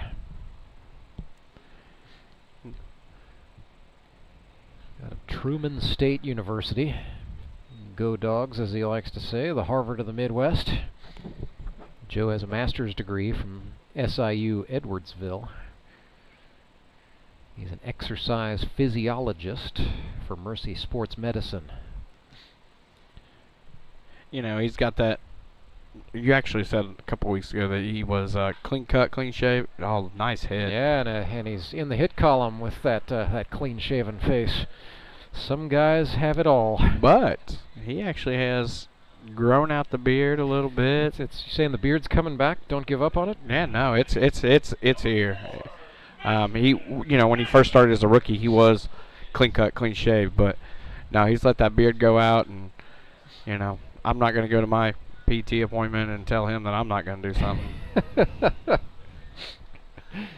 Mason Davis going to get a hit here. Indeed, we're going to get Davis. So this is just a straight-up swap for the pitchers. So Davis batting in the 8th position where Cole Roark started the game. I mean, most likely, we'll hate bunting in this league, but, this would be a good chance to, good opportunity. Yeah, Mason for the career, by the way. On base percentage, very healthy, 333. He's 0-for-2 with a walk. 0-for-2 with a walk. Great opportunity here against Carpenter. Yep, there it is. Showed bunt. Oh, no. He popped it. Carpenter off the mound and catches it. Yeah, Carpenter, I think, smelled that maybe a bunt was coming. Yeah. Did well to put one up. That's just, it's hard to bunt something above your eyes, especially around your chest. And, always got to, don't jab at it. Catch it. Catch it with the bat. Let it come, make that, just deaden the ball. Josh Wilbanks actually used to drop several bunts down. And Josh can run. He may be a threat with one away. Mountain Ducks may try it again. Josh now a barber.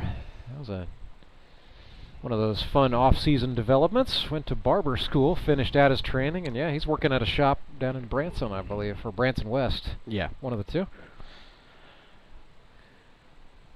Thanks for his service. He was in the military for sure. U.S. Marine, did a couple of combat tours in Iraq.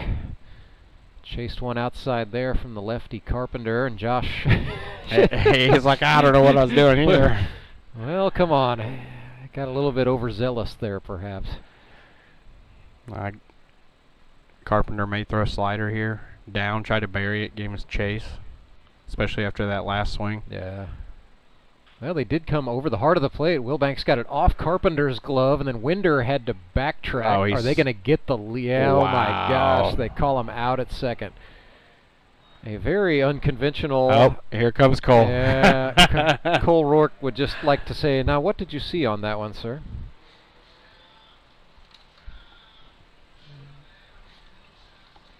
So as it goes, it's going to be a 4-6 fielder's choice in the book.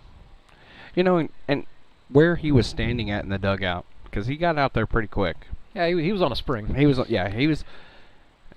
just coming out to check, but he actually had a really good angle at it because he's looking down the base path there. Yeah, and the play was, the way Winder, the ball ricocheted, so Winder had to go back across his own momentum in order to recover the ball, and then Welsh kind of came in, falling across the bag like a ton of bricks on the dead run. It was a tough play, but and Brady reenacting himself falling over out there as he and Winder are still talking about what just happened. First and third, Creed Smiley, the batter for the Mountain Ducks, down by 5, and Carpenter ran one way inside. So Mountain Ducks, realistically, have got to come up with something here. Is Smiley the guy to do it? Creed, sponsored by Air Services. Grounder to the shortstop. Welsh will throw over to Winder, who did get the back foot down for the 6-4. So middle infield had a very interesting inning there for the Moon City Mavericks, but ultimately Kyle Carpenter emerges from it unscathed. 5-0 is the score. Moon City leading the Ozark Mountain Ducks, and we are back right after this. Remanufacturing isn't just a process, it's a legacy. From the seasoned hands of our experts to the eager spirit of the new generation, we bridge the gap by bringing together knowledge and innovation. We are one team with diverse experiences. We are moving toward one goal to ensure our future thrives. We are on one mission to pass down wisdom and embrace the new, ensuring the earth flourishes for generations to come. We are CNH Reman.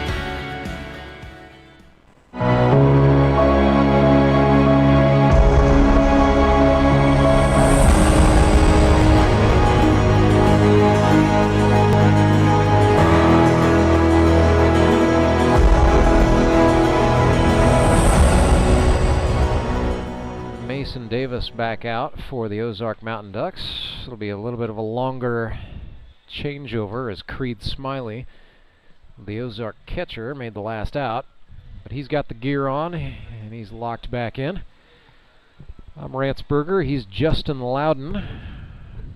Again, earlier today, Branson Showman 3-0 winners over the Nixa Suckers. So Branson improves to 3-1. Suckers fall to 2-2. Both of those clubs watching in earnest what happens in this one, as the Ozark Mountain Ducks, who are currently trailing by 5, came into this one in first place in the GRBL South with a 2-1 record. So obviously a loss to the Mavericks, right, Justin, would move the Branson Showmen into first place. Yeah, no. And then, you know, I think here, is it next week that we play the Ducks? No, Republic. So next week, let's go over next week. That's a good time to do so. September 14th, it'll be Moon City at Springfield at high noon. At 3 o'clock, the Suckers take on the Mountain Ducks, and then at 6, the Republic Locos play the Branson Showmen in prime time. So prime time. Got fruit snacks in prime time for a, just good how it works out that way. Yeah, we like that. When you're not playing, we bring you on in prime time in the broadcast booth. I love it. And I appreciate you asking me to come back. Means I did an okay job, right? You're serviceable enough, certainly, to get the return trip, as there's a ground out by Tanner Kellerstrass to the shortstop to start us off. Ray Bailey is up next for Moon City. I see one of the staff members is down there trying to get the TV to get on. Yeah, so that's our director, Siler Bartlemy, doing a little bit of double duty, trying to entertain he's all about the game day experience.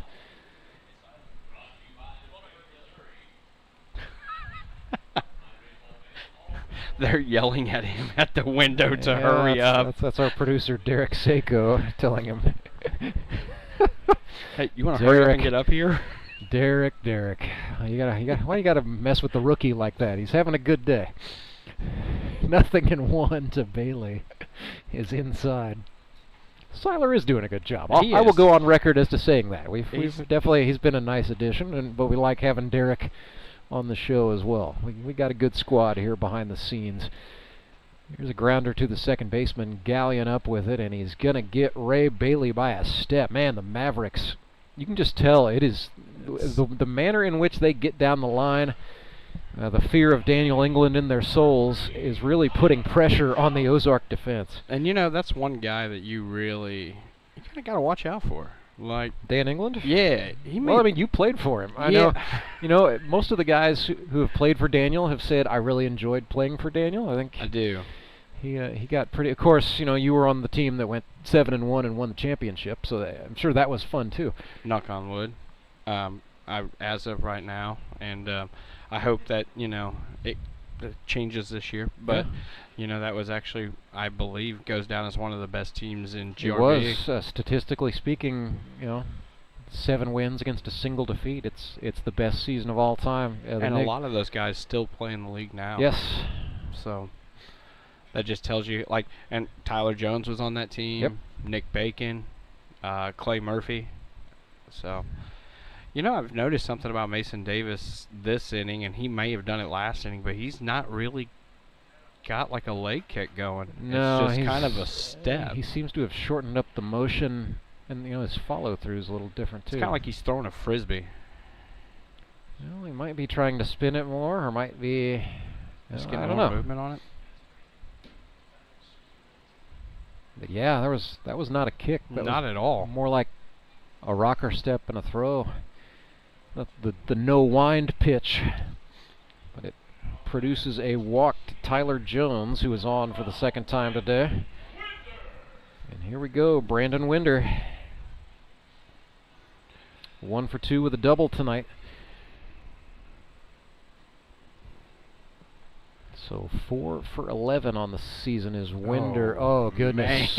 Swung out of his cleats at a Mason Davis pitch that had some sinking action about it, didn't it? You know, and that's something that Mason had last year. It's, you know, because he came in right after Logan Wiley. So, you know, you got some speed with Logan. And then he comes in with this. He's not going to blow it by you. No, but that's not the point. He's trying to get you to roll over on it, or get you to swing over the top, as Winder did. You know, and that was kind of, if you think back in the 90s, you got Greg Maddux. Greg Maddux didn't throw hard. No.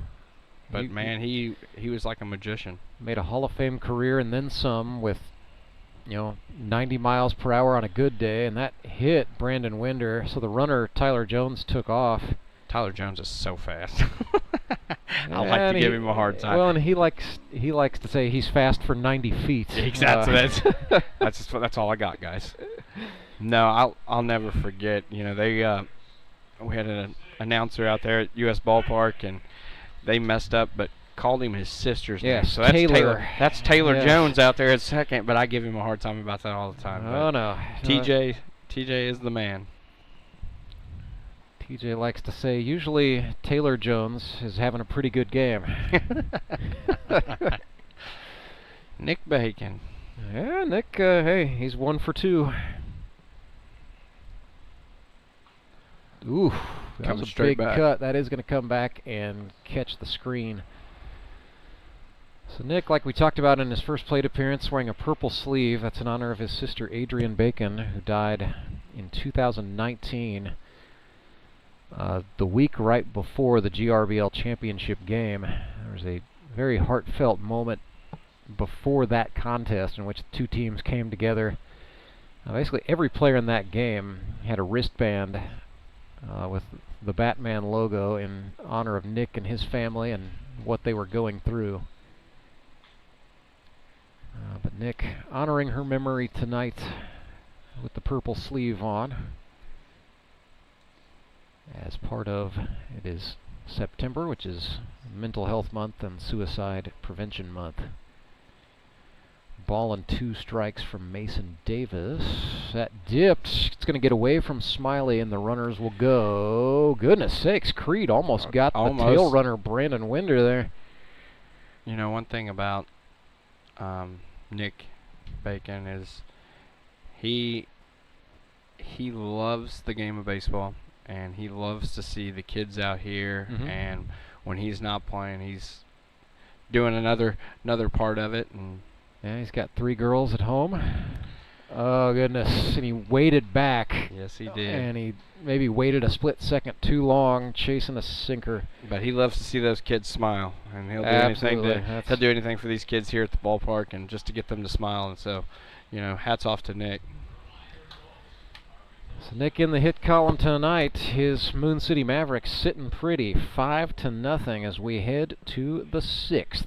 We'll bring it to you right after this. I'm Nicole Cartmel with the Bank of Missouri. The risk of losing your hard-earned money to scams is real, especially the scammers sending out fake communications. And that's why we're talking to our Director of Fraud Mitigation, Corey Gerstenschlager. He's got some good practices to help keep your money safe.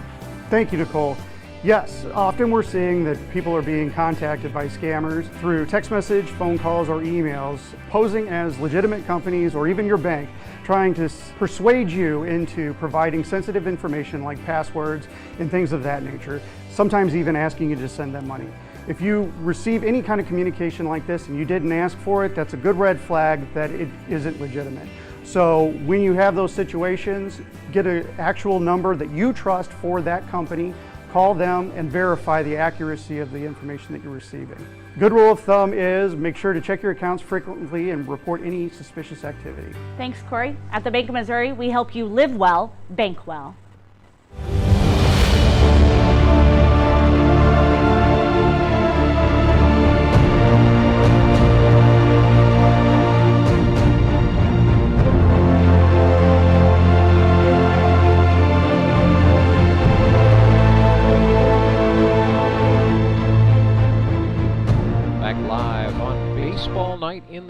Ozarks, Kyle Carpenter,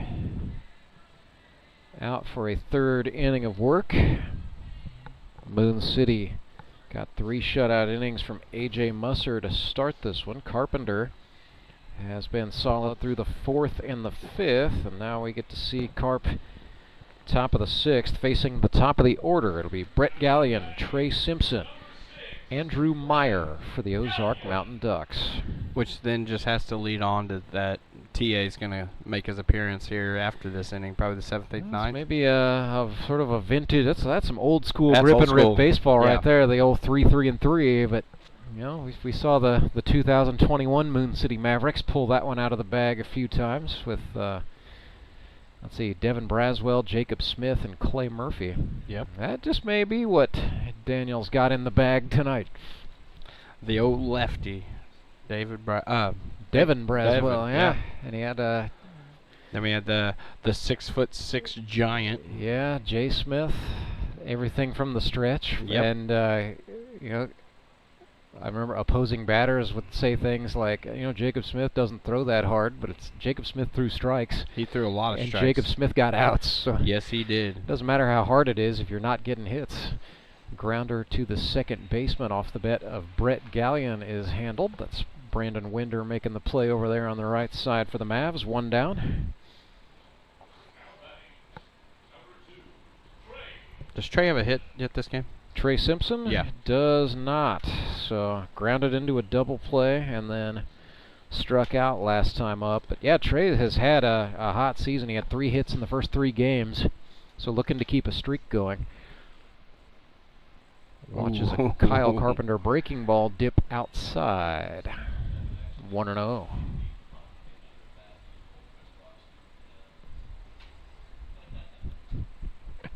Come back inside. Simpson fought it off, but that's going to hop to the second baseman, Brandon Winder. Is he hiding magnets we don't know about? That's back-to-back 4-3 groundouts. Winder has been involved in the last 4 Moon City outs defensively. Meyer. And this is Andrew Meyer, yeah, So, out of Missouri Western. I mean, he can hit it all over the field. Yep. I saw a couple, like 2 weeks ago, he hit one to left center. So. Yeah, Meyer is 5 for 12 for the year going into this at-bat, and Carpenter grip locked one that got away from Alex Bird, and Alex just smartly asked for a new baseball. He's trying to keep Carpenter's pace going. What are you doing over there, Justin? Are you injuring yourself? No, I just got a cramp in my shin. That's not even a muscle. How do you have a cramp in a muscle? Oh, not my shin, my calf.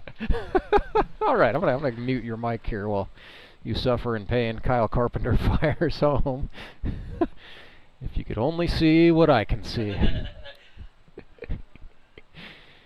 Well, I hope Justin's all right. We're gonna get him some turmeric, a little pickle juice, a little yellow mustard is what you need. Breaking pitch down. That's an old farmer's trick from way back. Gotta yeah, we're good. Gotta we're get good. a little yellow mustard. Seriously. No, that's what I heard. That is very real. I have been known to go have a spoonful of mustard after I go do a nice long run in the summertime. It works. 3-1 pitch swung on, fouled off, and the count is full for Andrew Meyer, sponsored by the Bank of Missouri. Andrew had 8 hits as a rookie with the Locos in 2024. He's got 5 thus far with the Mountain Ducks, so looking to make the sophomore season even better. Full up here for Carpenter with 2 out. The payoff pitch. No, outside. He walked him. Well, I appreciate that they were trying to be careful with Andrew Meyer. Probably didn't want to be that careful. Nonetheless, he is on, and it will bring up Josh Scribner, who is 1 for 1 on the night.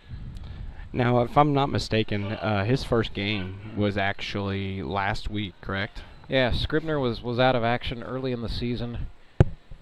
Was dealing with, I think it was a combination of a prior commitment and then minor injury, but yeah. Scribner is back. And he's just got a lot going on. So when he's not playing baseball, he is like Logan Wiley in that he is an ultra-marathoner. So he likes to do 50-kilometer runs in his free time. Not this guy. And then Josh Scribner is also engaged. He's getting married on October 4th. So congratulations to Josh and Kelsey. Absolutely. If he can extend the inning for the Mountain Ducks, I think they'd really congratulate him. Now, I could be mistaken, but doesn't the Mountain Ducks have a doctor on their team? Or is that the Locos? Locos, isn't it? Yeah, the Locos have a doctor. Yeah. Actually, the Showmen, you have Houston Freeman, who has a doctor of physical therapy. But no, it is the Locos who have C.J. Andrews. He's the sports medicine doc. Ooh, that one ran in and got away and resulted in a walk anyway. So just all manner of missing going on by the Mavericks battery that time. And after back-to-back groundouts, Carp has now surrendered back-to-back walks. So laboring a little bit. Whoa, they're bringing him back. Oh, goodness. What happened? It should have been. I thought that was ball 4. Was that not ball 4? Yeah, it should have been 3-1. Now they're going to chat. So I think this is the crew just making sure they have it right. Yeah, it should be 3-1. I like this move by Alex Bird, noticing that they're going to be chatting, and so he very quickly runs out to Carpenter to say, hey, back-to-back. Well, no, it is not back-to-back walks. They're giving... Oh, he said he wants a review. Correcting the count.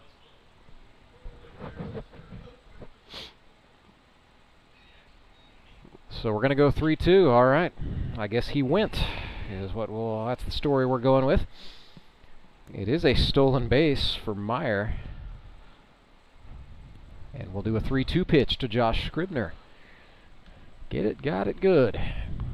Carpenter comes home, and that will result in a walk, and it got away from Bird. So now that's double costly, because not only do you give up the back-to-back walks, but you also gave up 90 feet on the base paths.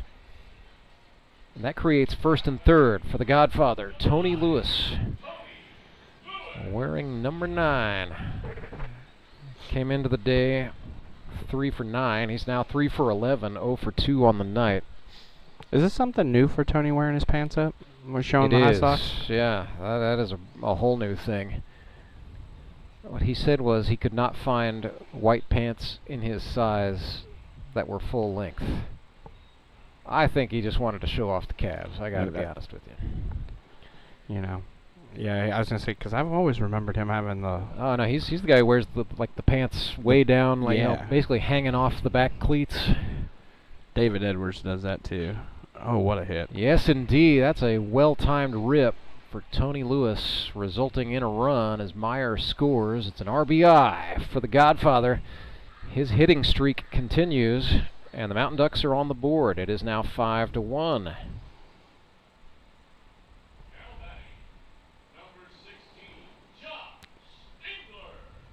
Nice little timing hit here would help the Mountain Ducks. Absolutely. You don't have to get it all back at this juncture of the game, but yeah.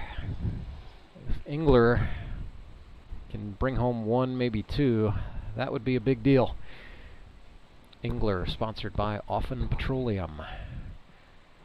Oh, Carpenter fooled him on the breaking ball, pitching him backwards. Yes. Well, these guys were teammates in 2020 with the Nixa Suckers, I do believe. Got to go way back in the files for that one, but believe that. Hang on, I might have my Kyle Carpenter stints with the Suckers crossed up here. So Josh was with them in 2020. Never mind, Carpenter was with him in 21. My mistake. They have not been teammates. Carp comes home with a 1-1. Engler swung on. It's now 1-2.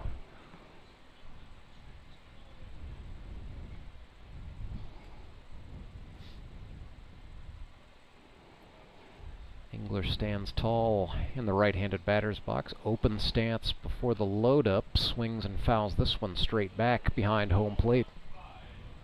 That's actually behind the press box. You're not parked behind us, are you? I'm not. I park way down in pickleball land. Way down Yes, sir.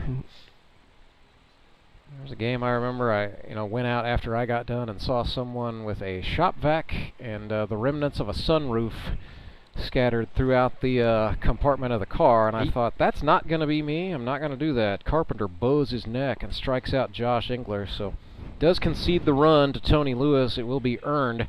It is 5-1. Mountain Ducks are on the board, but still, it's been a good night for Moon City pitchers thus far, protecting what is now a 4-run advantage. We'll come back with the bottom of the 6th right after this. Now I have all my HVAC has been upgraded. Everything's working smoothly. Again, that's why I use All Clear. I'm Bruce Porter. I own a company here in town called the Resource Center. We do insurance and financial stuff. So I'm not a plumber. We're busy. We have a really good staff. Just like Garen and his team, we try to make a difference in the world. The last thing I want to do is be having to close my business because my plumbing doesn't work. When you use other companies, sometimes you'll get an accurate quote, and sometimes they'll have to come out more than once. And then it seems like you're always paying for this, that, or the other. So when you have somebody you can trust that's going to take care of your units or fix your plumbing when it's down, that's why I use them, because I can call them and they'll fix it. And I never have to worry about pricing. I never have to worry about what if I need them to come back. They've always been willing to come right back out and make sure it's right. We called All Clear, and I'm glad we did.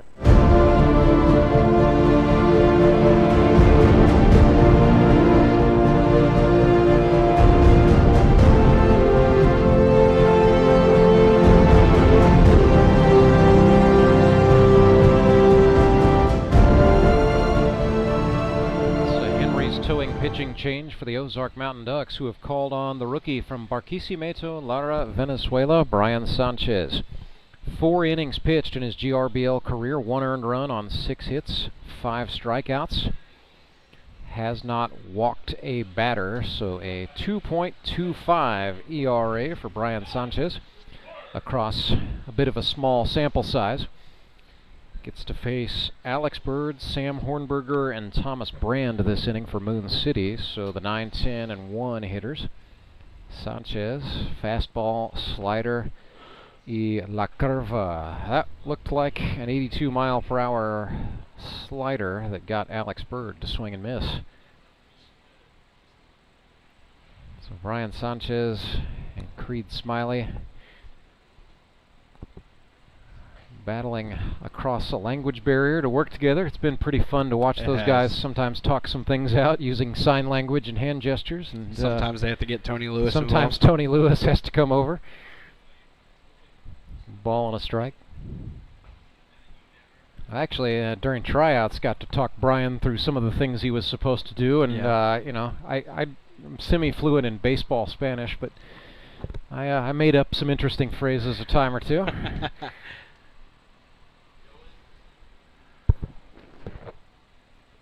Sometimes he would just say something really fast in Spanish, and I would just say, yeah, más o menos, which means more or less. And sure, whatever you said is probably right. We're just going to go with it.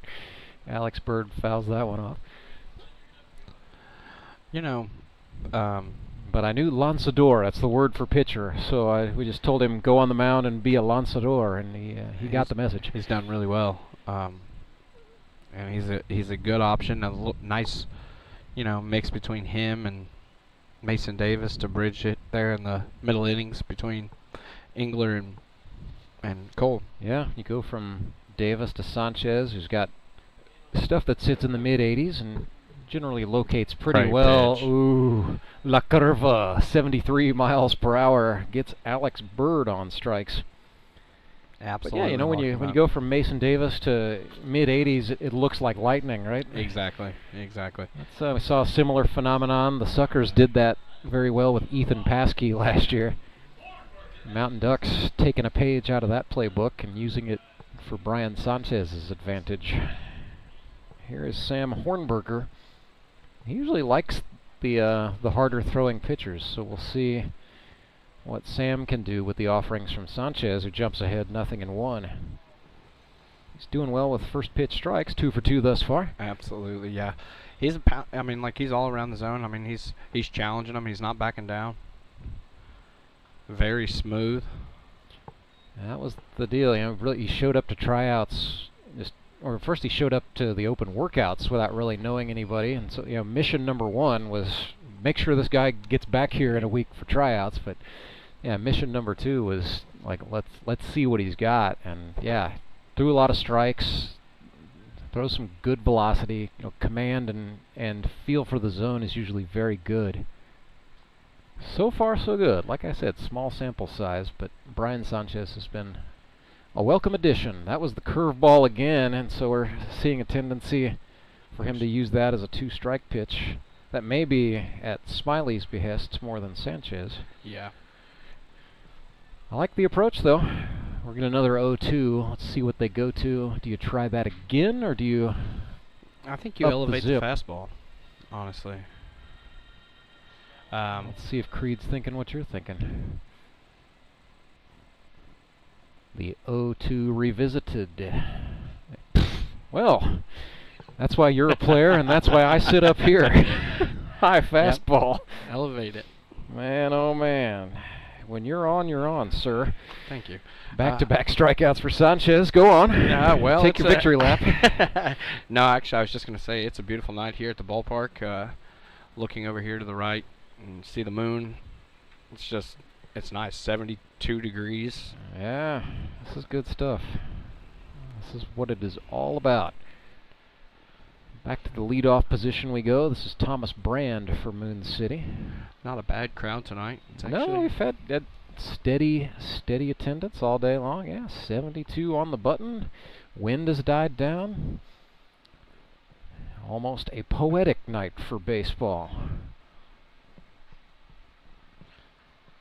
So Thomas Brand has jumped ahead here, 2-0. Was bragging on Brian's first pitch strikes, and yeah, then he goes and starts Thomas Brand like this. So the 2-0, let's see what they go to. That was the curveball, dipped it into the zone for a strike. I think Thomas Brand would prefer to get a fastball to hit. That tends to be kind of his thing. That slow curveball on the outside. That was the heat. Goodness. Sanchez fanned him to pull even. It is 2-2. 2-2. Probably going to go backdoor curveball. Just try to sneak it in. Try to get him to give up on it. La Curva is coming. Nope. No! Goodness sakes. They cooked up the heat. Brand is frustrated. I think he was sitting back for the curve, and instead they cooked him with a fastball. So Brian Sanchez comes on and strikes out the side. 3 straight strikeouts for the rookie from Barquisimeto Lara, Venezuela. And our score stays 5-1. That's exactly what the Ducks needed. They will come to scratch in the 7th on the other side of a quick timeout. The Fuel Forward app is a go.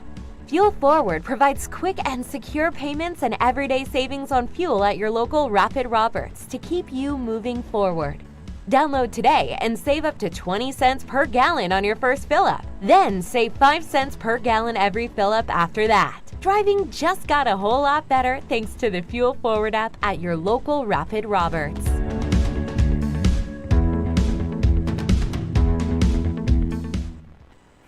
Acme Towing Company. That's too far away. Let Henry's do it. Nah, we're ready to close. Let Henry's do it. Henry's is ready to take your call right now. From compacts to semis, Henry is here to help 24/7. Save yourself the hassle and make us your first call. Henry's gets there fast, offering multiple locations to serve the Ozarks. When you're stuck on the side of the road, make the right call. Let Henry do it.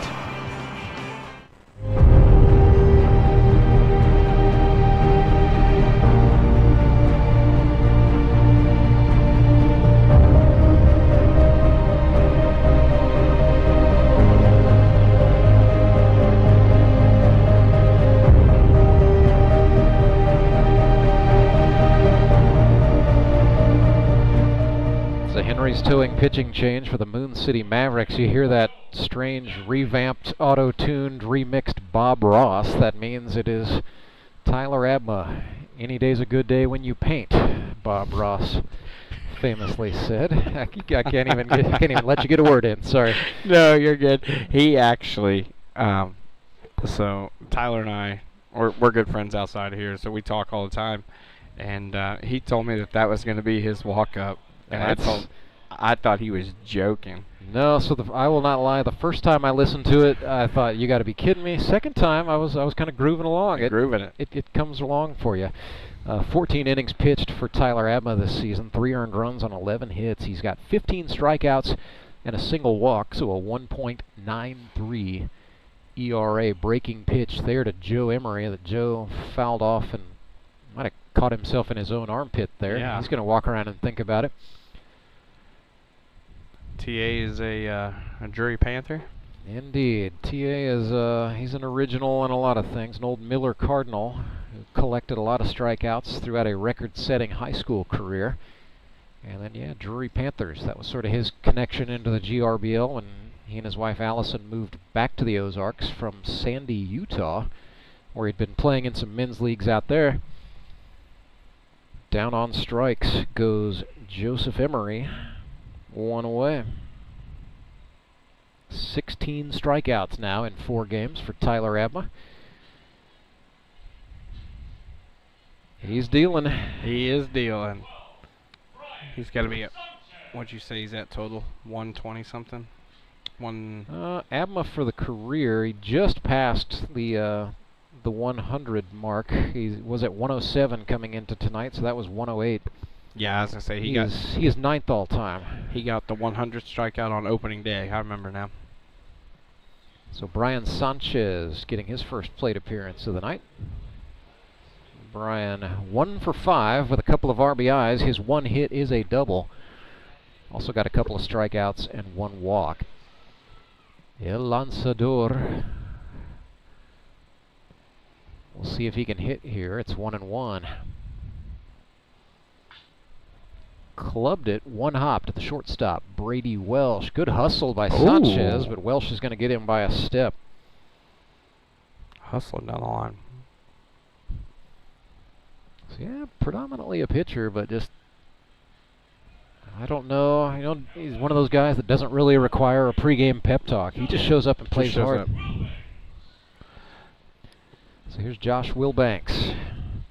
First look at Tyler Abma. These two were teammates last year. I was going to say, they've been teammates a couple different times, I believe. Josh has had a couple of stints with the Branson Showmen. First time as a Mountain Duck. Oh, might have broken the bat, and he trickled it foul. Hornberger touches up in foul territory, and yeah. Oh, Tyler's saying something to him. Oh, no. Well, yeah, Alex Bird wasted no time and just hucked the bat toward the dugout, and Josh Wilbanks has got a fresh stick. Well, that's the thing about Abma is, you know, he is a competitor, certainly between the lines, but you're also going to get a big dose of his personality. He is one of the most... Take that for whatever it's worth to you. He is one of the most laid-back guys out here. Him and I would sit and eat fruit snacks and other candies while we were waiting our turn to go on because, you know, Trey was pitching. Well, I was going to say, if Trey Turner was mowing on that Showman team, you we just had to sit and wait. Yeah, we were just hanging out. But we actually sat down there at US Ballpark. We'd sit up on the perch. Hey guys, it used to be the old photographer's hole, and then they got rid of that, so then they just had a folding table in there. I remember that. So we actually... Wilbanks draws the walk, by the way. We would turn on the games. Oh, I know. I recall an instance, I think I got trolled on the live stream. We would never do that. No, I'm pretty sure that. I think there was a third accomplice who had something to do with that, but I don't want to glorify him by singling him out. Was that Mr. Toby? It might have been. Might have been Toby Yorks. That's all I'll say. So a runner on, 2 away. Creed Smiley is the batter. It's the first time the rookie Smiley has gotten a look at Abma. That's the fun thing about these interdivisional games is you get one look at a team all season long, and you might have to be ready to see these guys again in the playoffs. Yeah. Smiley got jammed up. That's going to trickle, and yeah, Kellerstrass thought, oh no, he faked it. He faked me out. Tanner Kellerstrass was trying to will that ball to go foul, and it just didn't do it. So is Tanner the older brother? yes. Okay. So Tanner's a couple years older than Matthew, I believe. Gotcha. So Tanner played baseball at Oklahoma Wesleyan. Matthew started a baseball career at Evangel and then switched to track and field. But both of those guys are from Glendale here in Springfield. It's kind of fun having both of them on the left side of the defense. Yeah. And they were excited about playing together. That was actually something they asked back at recruitment time. It was like, hey, if there are two siblings in the league, do they get drafted to the same team? We explained to them sometimes yes, sometimes no. Sometimes no. The Kaufman brothers. Yeah, they got split up this time, and the Simpson guys got split up for the first time in their careers. That is a ball up the middle off the bat of Brett Gallion. They're going to whoa up the runner Josh Wilbanks. A little bit of a scramble on the infield, but the Mavericks recover in time. So it's going to be loaded bases following that single by Gallion. But yeah, 4 sets of brothers in the GRBL this time. 2 of them are together and 2 of them are split. So we've got family connections all over the league. And then I know we have family all over, because on ours we have a set of cousins. Yeah, you have Owens and Fitzpatrick. Yep. That's right. Nothing quite as diabolical as when the Republic Locos had all 3 of the Yarberries, or the Yarberi, as Rob Neese coined them. I actually got to play with Jared. There was one year where Jared, Trevor, and Zach were on 3 different teams, yes. and their mom, Lita, had some long days at the stadium, and long all days turned into long nights. 3 and 6. There were games where they were all 3 in a triple header. There's a base hit, and this is going to yes, it will score 2 as tumbling in safely goes Creed Smiley. And who else? Trey Simpson. Tell you what, I knew he couldn't stay cold forever. That's a 2 RBI base hit for Trey. Cuts the lead to 5-3. And that is his 4th hit. So that that's the streak continues for Trey. Tell you what, he is just having himself a go. Don't call it a comeback, right? Isn't that what the kids say, Justin? Exactly. These two, they just announced Ben Hammett's coming up to hit. Yeah. Teammates last year. Hammett and Abma. Yeah, Hammett, second oldest man in the GRBL, getting ready to celebrate a birthday. Daniel England has that distinction this time. And I did see Dan played a couple weeks ago. Yes, he did. He started himself at first base. That was a broken bat. Goodness. Well, at least he knows where to get spares, right? Yeah. Too bad. Tyler just shrugs it off like, I'm sorry. That was not my fault. So Abma gets out of the inning, but the Mountain Ducks do show life. 5-3. Yeah, Daniel, there was a little bit of an argument going on in a text thread that had all 6 managers and a couple of distinguished staff members, and Dan said, you know what, fine, I'm going to play myself at first base. I was going to say, I don't think Dan actually played even in 21. He did pitch an inning that year. Oh, did he? Well, yes. Okay. We'll go back to the record book, but I'm pretty sure that happened. It is 7th inning stretch time in the GRBL. The 7th inning stretch, sponsored by Sumit's Hot Yoga. You are going to feel awesome. I need a change. My workouts are too boring. Oh, I've got an amazing workout for you. Hot yoga. I've lost weight and I'm more flexible. Try our community classes for only $8. Sumit's Hot Yoga. You are going to feel awesome. Take a breath. Here's your Be Well moment with Burrell Behavioral Health. In a world that requires us to be in constant motion, we can focus on moving our bodies in ways that restore us instead of deplete us. Let's listen to our bodies and briefly stretch in ways that fit what we need. Take a deep inhale and a long exhale out as you gently stretch your neck, your shoulders, or your arms. We deserve to build physical rest into our daily routines. For more wellness, visit BeWellCommunity.org.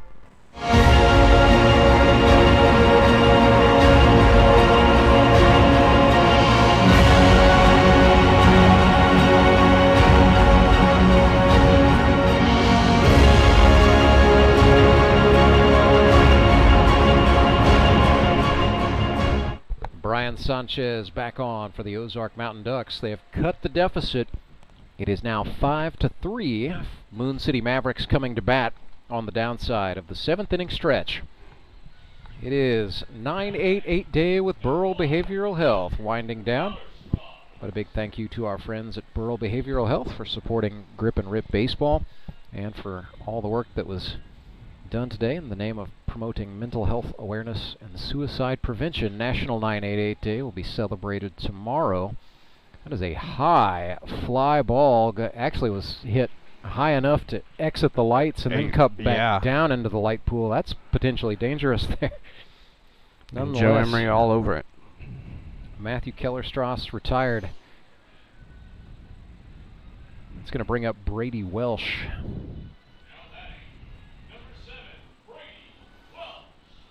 Two for three?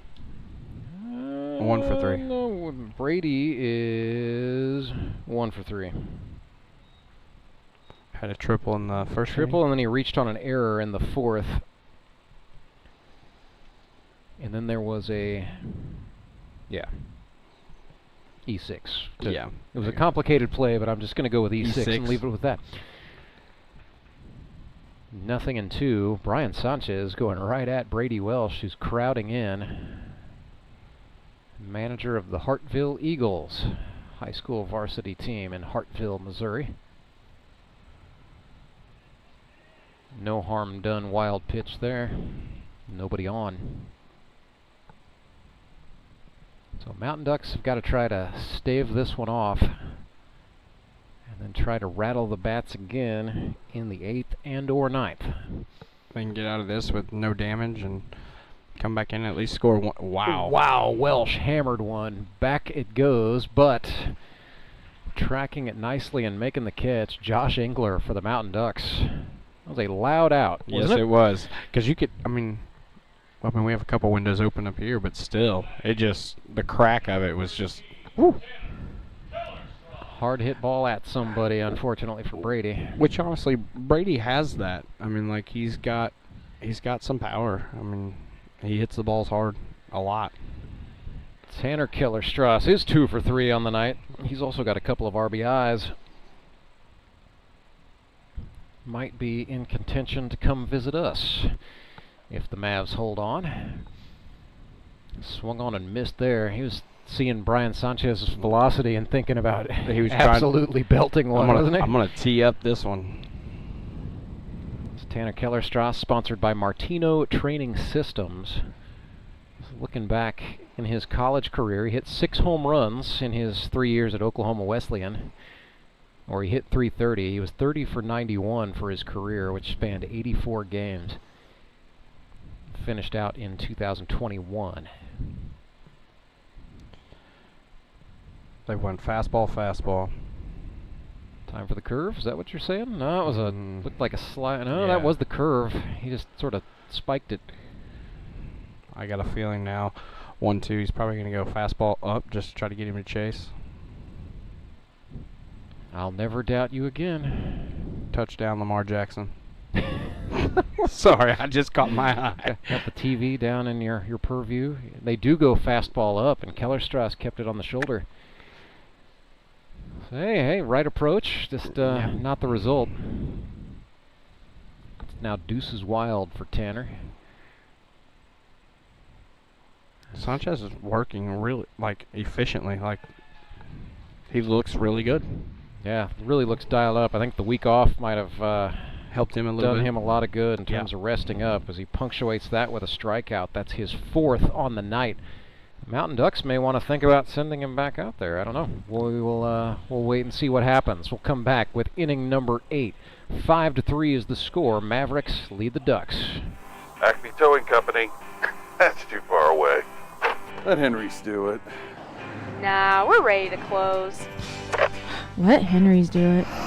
Henry's is ready to take your call right now. From compacts to semis, Henry is here to help 24/7. Save yourself the hassle and make us your first call. Henry's gets there fast, offering multiple locations to serve the Ozarks. When you're stuck on the side of the road, make the right call. Let Henry do it. At Central Bank, we've brought the home loan process closer to home. All of our lending decisions are made locally, right here in your community, so you get quick answers and loans that are tailored to meet your needs. So whether you're just starting your home buying journey or well on your way, Central Bank can help turn possibilities into realities. Apply online at centralbank.net or at any of our convenient locations. Central Bank. We do banking better. Member FDIC, Equal Housing Lender.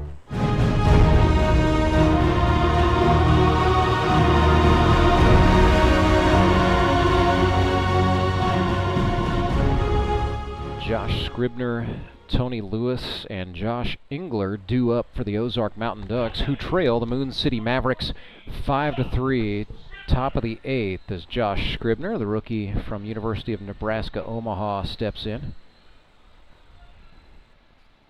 Tyler Edmonds out here painting a picture. Yeah, little, the Bob Ross. I'm telling you, it's available for your consumption. It's officially endorsed by PBS. Looking at Scribner's career at Omaha, he was there for 3 years, appeared in 43 games. Oh, that sounded like a broken bat foul ball off the screen. It about took out Tanner Kellerstrass. He's throwing it over here to the dugout. Yeah, I believe that bat is destined for something other than baseball in its future. I don't know what TA's got going on today, but that's his 3rd broken bat. Like, there he. Well, what? Me? He did the old who? Me? What are you talking about? That is 3 broken bats. A lot of firewood today. And he's just looking over there like, okay. Might be I think I see a kid going over to the dugout. I wonder if he's trying to see if he can score himself a souvenir. Hey, you guys care if I have this? Hey, why not? What are you going to do with it? Yeah, exactly. I know that we have one of the players' kids. They like to collect those. And swing and a miss. Oh my goodness! Yes, Josh. No, that bat has a family.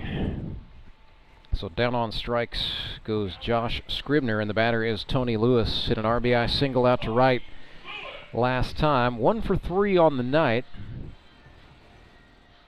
Switched up his walk-up tune to some Outcast. I like it. Seems to be, he's another one. He's got 4 hits in 4 games. Not all, he's not got a hitting streak going, but the production across the board is looking pretty good. Tony took one there. Yeah, these Tyler Abma and Tony Lewis, they go back to Drury University, and they also spent some mutual time together working at the same bank. And Tyler Abma, whether he knew it or not, had a hand in the establishment of the GRBL, because Tyler was playing in a league in Joplin. Oh, really? Came into work acting like he was sore. Tony said, "Where are you playing baseball?" He said, "Joplin." And then Tony said, "Why don't we have something closer to home?" The idea was born from there. See, I did not know that. Nothing in 2. You got to go way back in the Tony Lewis life story. Abma tried to get him to chase one down. He did not. 1 and 2. Yeah, this was definitely be big bragging rights for TA here. Nope. Not that time. Where did Alex Bird dropped it? I think Alex Bird is still looking for the ball. Hey, where'd it go? That thing just went through a trap door or something. It's gone. So let's see. 2-2. Challenged him with a fastball. He swung right through it. Abma goes off speed. Oh my goodness. And Tony gave him a second glance. Abma very wisely was taking a nice little Watusi around the mound. Not even worried about who's standing there. That's back-to-back Ks for Abma, and it brings up Josh Engler.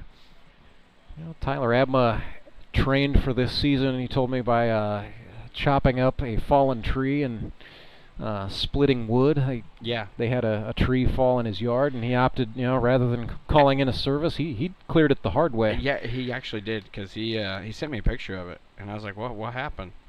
And he told me, he goes, I didn't even know anything about it. My neighbor called me and asked me if I was home, and I said, yeah. He goes, well, you might want to come outside and look at this. And he goes, everything okay? So he walks out there, and the tree it's an old one. Yeah, it was a big old tree. It was. He was complaining about being sore after that. Josh Engler pops one. If it stays on the playing surface, Hornberger might have a shot, and he does. Sam Hornberger right in front of the Ozark dugout with the trash talk no doubt flying. Oh, I guarantee it. Hauled it in and made the grab, so 3 up and 3 down. All that wood splitting paying off for Tyler Abma, the unconventional training program, doing business for him. You like it. You want to see some more. We're probably going to get some more Tyler Abma in the 9th. 5-3, Moon City leads the Ozark Mountain Ducks. We're back right after this. I'm Nicole Cartmel with the Bank of Missouri. Whether you're looking to pay bills or make a big purchase, sometimes you need cash quickly to take that next step.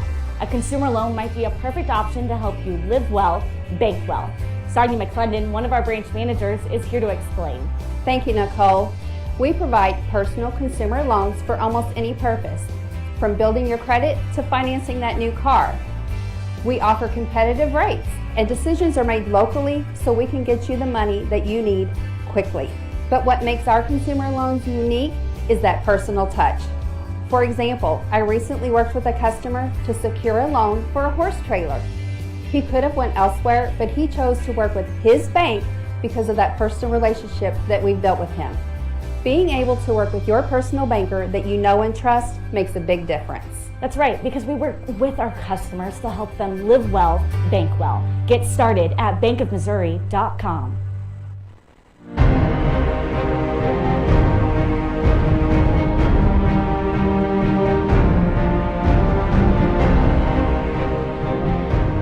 It's a Henry Stoic pitching change for the Ozark Mountain Ducks. They bring on the right-hander from Mount Vernon, Missouri. Josh Engler played his college ball split between Evangel University and Missouri Southern State in Joplin. Josh Engler on the season, 4 innings, 1 hit, 1 earned run, 3 strikeouts, 2 walks. Prior to that, he had a career ERA of 3.17 across 125 innings. And when you take a look at the GRBL's all-time leaderboard for strikeouts, Josh Engler 4th all-time with 169. Got some work to do, perhaps, to chase down the likes of Skylar Hinson, Clay Murphy, and Andy Galley, but Josh, to date, the fastest pitcher to ever reach the 100 strikeout mark, and he does have both the single game record with 13 and the single season record with 69. Both of those came in his 2021 season with the Locos.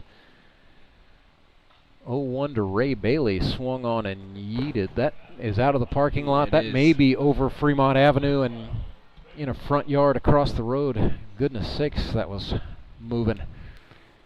You know, I didn't know it until earlier. Actually, right before our game started. Clay Murphy got strikeout number 200. Yeah, it's so huge. He's just the second pitcher to ever do that.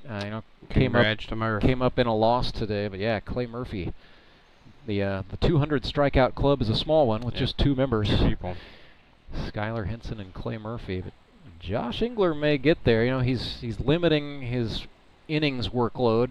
He's really liking this opportunity to do more two-way stuff with the Mountain Ducks. I'll tell you what, got a K there, so there's 170. Just need 30 more like that one, and he's home.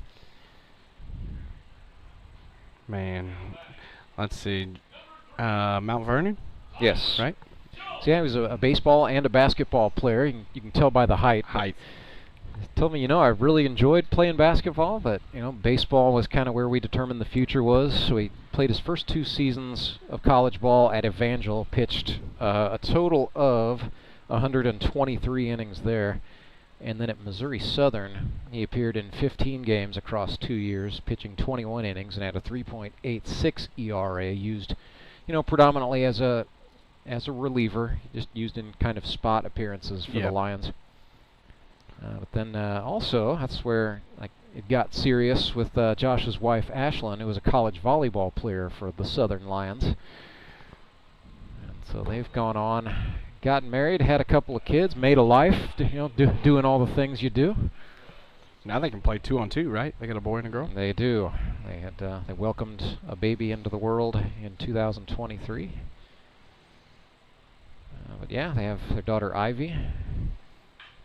She's probably going to be a college volleyball player like Mom, as there's a single off the bat of Tyler Jones Speaking of the GRBL's all-time leaders, Tyler Jones in the mix. He's got 2 hits tonight. It's kind of gotten lost in the shuffle of all the fireworks by the Mavericks, but that was a nice piece there, really taking what was given, going the other way. Just going the other way with it. Tyler's done that his whole career in the GRBL. Where did Tyler Jones play college ball? So he played club baseball Gotcha. at Missouri State. He was kind of cut from the same cloth as Austin Kendrick and Chris Mesa. That was the connection that really brought him into the league originally. But yeah, he was a high school ball player at University City. Went to Missouri State for academic reasons. Well, we didn't even get a chance to thank his sponsor, Roundtable Solutions. But oh goodness, Winder just wore one in the ribs that spun him all the way around. I know you're not supposed to rub it, but man, I would rub that all the way. Yeah, that would. That looked like it hurt, and that. Oh, he did it. It's like right there. Yeah. Well, I think in his defense, the first baseman Josh Scribner asked him, "Where did that get you?" I thought it got him in the ribs. Yeah, I think it got him his in like pointing arm. Yeah, his top shoulder. Oh, that's gonna hurt. He'll have some seam imprints tomorrow.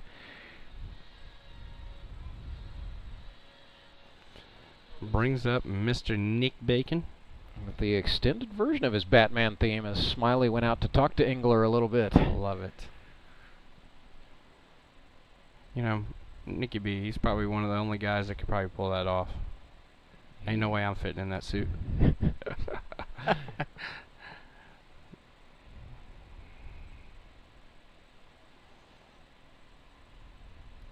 1-0 to Nick.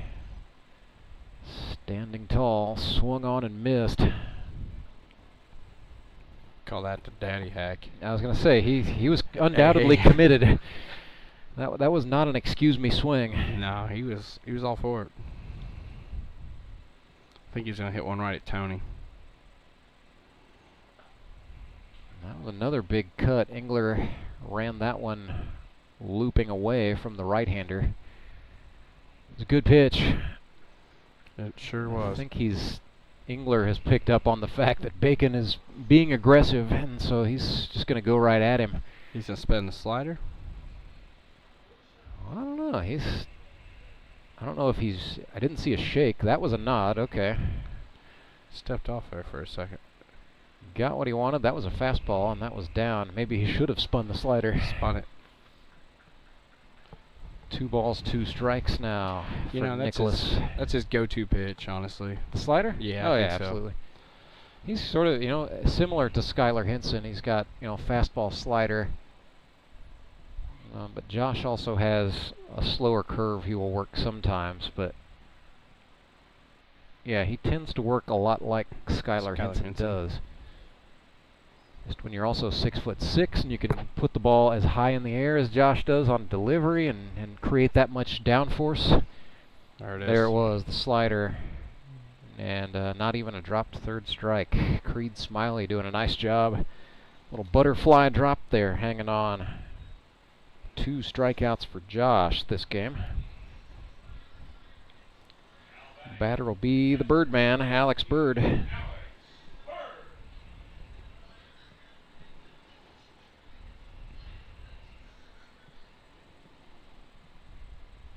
Alex on the management team at a Sonic Drive-In restaurant. Started at the entry level and has just hung with it. The hospitality field not for everyone, but Alex likes it. That is hit to the third baseman. Lewis will. He tried to tag. Yeah, it looked like he was going to try to tag Tyler Jones, and TJ said no, sir, and so Lewis then made the throw across. Tyler's kind of laughing at the play after it ended. Score remains 5-3. In favor of the Moon City Mavericks. We will head to inning number 9 and bring it to you commercial free on the other side of this break on Baseball Night in the Ozarks. At Central Bank, we've brought the home loan process closer to home. All of our lending decisions are made locally, right here in your community, so you get quick answers and loans that are tailored to meet your needs. So whether you're just starting your home buying journey or well on your way, Central Bank can help turn possibilities into realities. Apply online at centralbank.net or at any of our convenient locations. Central Bank. We do banking better. Member FDIC, Equal Housing Lender. Life is full of things to worry about. Your home's foundation shouldn't be one of them. Vertical and horizontal foundation cracks, windows and doors that stick are all indications that your home has foundation issues. At Foundation Recovery Systems, we offer permanent solutions that help put your worries to rest. Call us today for a free inspection.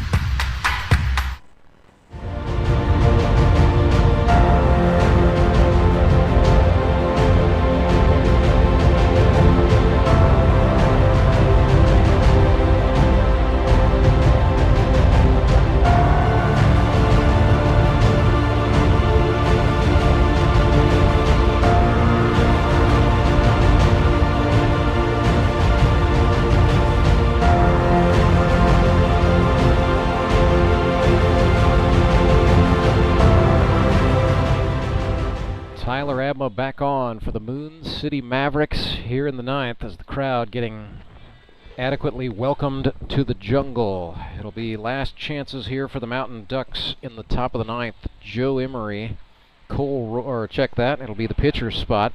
So it'll be Brian Sanchez or the re-entering Cole Roark. No, it'll be Brian Sanchez. He's on deck. Cole's, he's in the third base coach's box with the jacket on. As I say, yeah, he was done. So we'll see Emery, Sanchez, Wilbanks scheduled to come to scratch.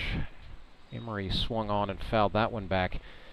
So yeah, this is old school pitching management from Moon City tonight. 3 innings from A.J. Musser, who was brilliant. Kyle Carpenter then came on in relief.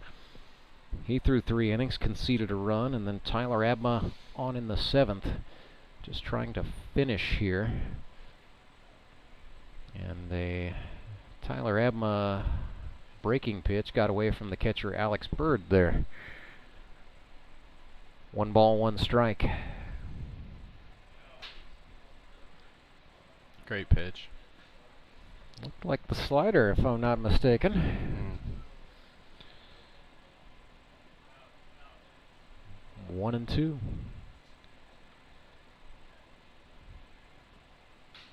Is that number 4? Back to, oh my goodness. That's oh, it sure is. 4 broken bats for Tyler Abma. It's gotta be not normally a stat that we keep, but we're counting him tonight because he just keeps collecting. 1-3. You know, it looks effortless. Like, Tyler does not look like he's trying to overdo it. Like, he's just well, it's smooth. funny. Like, after the game, he always complains about how he's hurt. all the different aches and pains, and it's never anything major. It's my back or my leg, my whatever. Sanchez swung and missed. You know, he texts me during the week and tells me it's hard to get up out of the floor.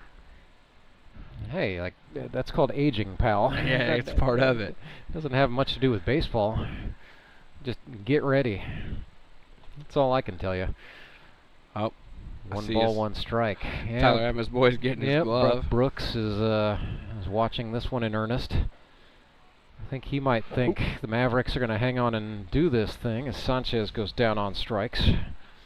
And then he might get to go play on the field if all goes well. So Abma now 4 strikeouts tonight. Tyler is at, wait, don't tell me, 19 for the season. Going up against Josh Wilbanks, who swings and grounds one to the pitcher. Took an extra swing at it for good measure. I mean, he's frustrated with himself, but what a job by Tyler Abma. Got roughed up a little bit in the 7th. We got to say that, but came out, bowed his neck, got 6 up, 6 down in the 8th and the 9th, and the Moon City Mavericks win this ball game 5-3. Sure, it was probably a little more comfortable when it was 5-0, but nonetheless, got a hat tip to City. I'm gonna split the Elite Promotions Elite Performer of the game. So we're gonna go defense first. I'm gonna go with A.J. Musser for the 3 shutout innings with 6 strikeouts, scattered 3 hits and walked a batter. But that's the best outing we have seen out of A.J. Musser in considerable memory. That's a great opening, I felt like, that really set the table, and the Mavericks took off. And then we're going to go on the offensive part of the ball. We'll go with Tanner Kellerstrass, who was 2 for 4 on the night, a double and a pair of RBIs.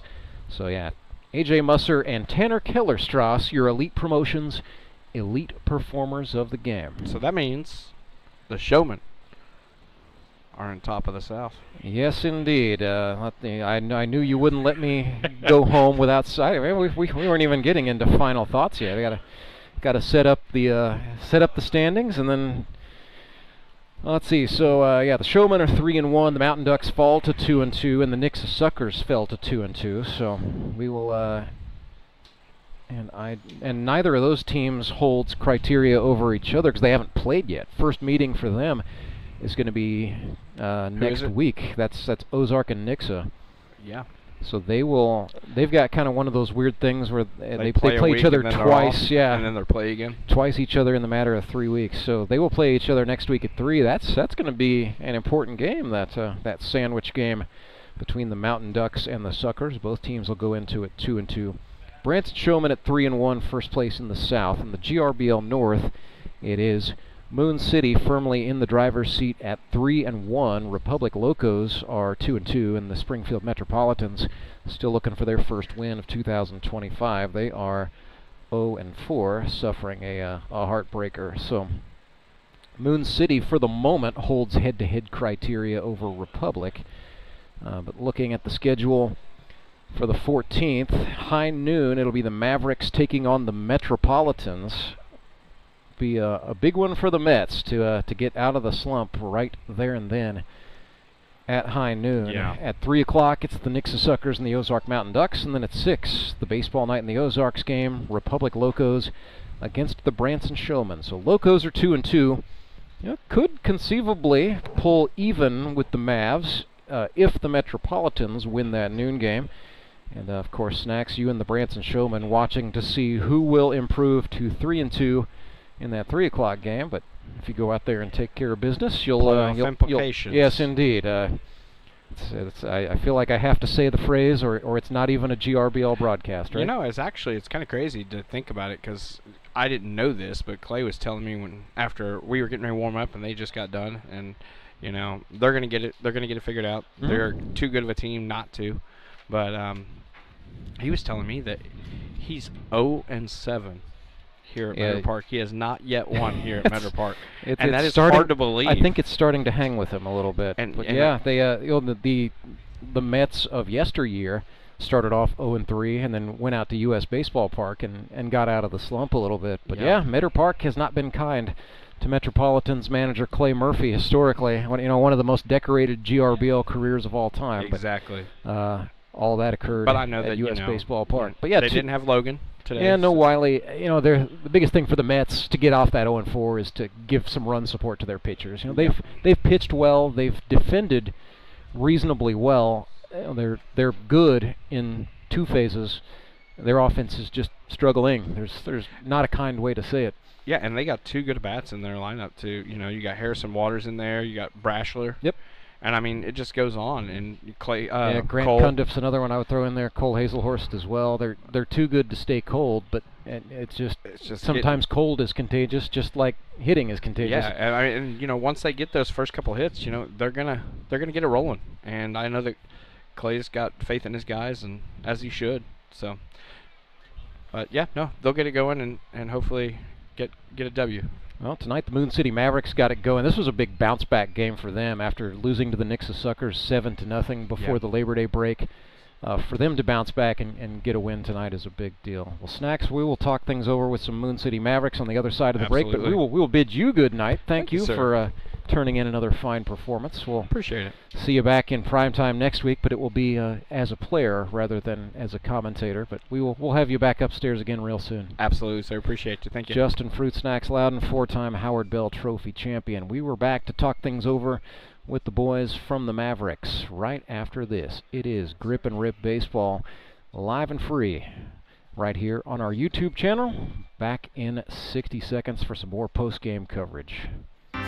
I'm Nicole Cartmel with the Bank of Missouri. Whether you're looking to pay bills or make a big purchase, sometimes you need cash quickly to take that next step. A consumer loan might be a perfect option to help you live well, bank well.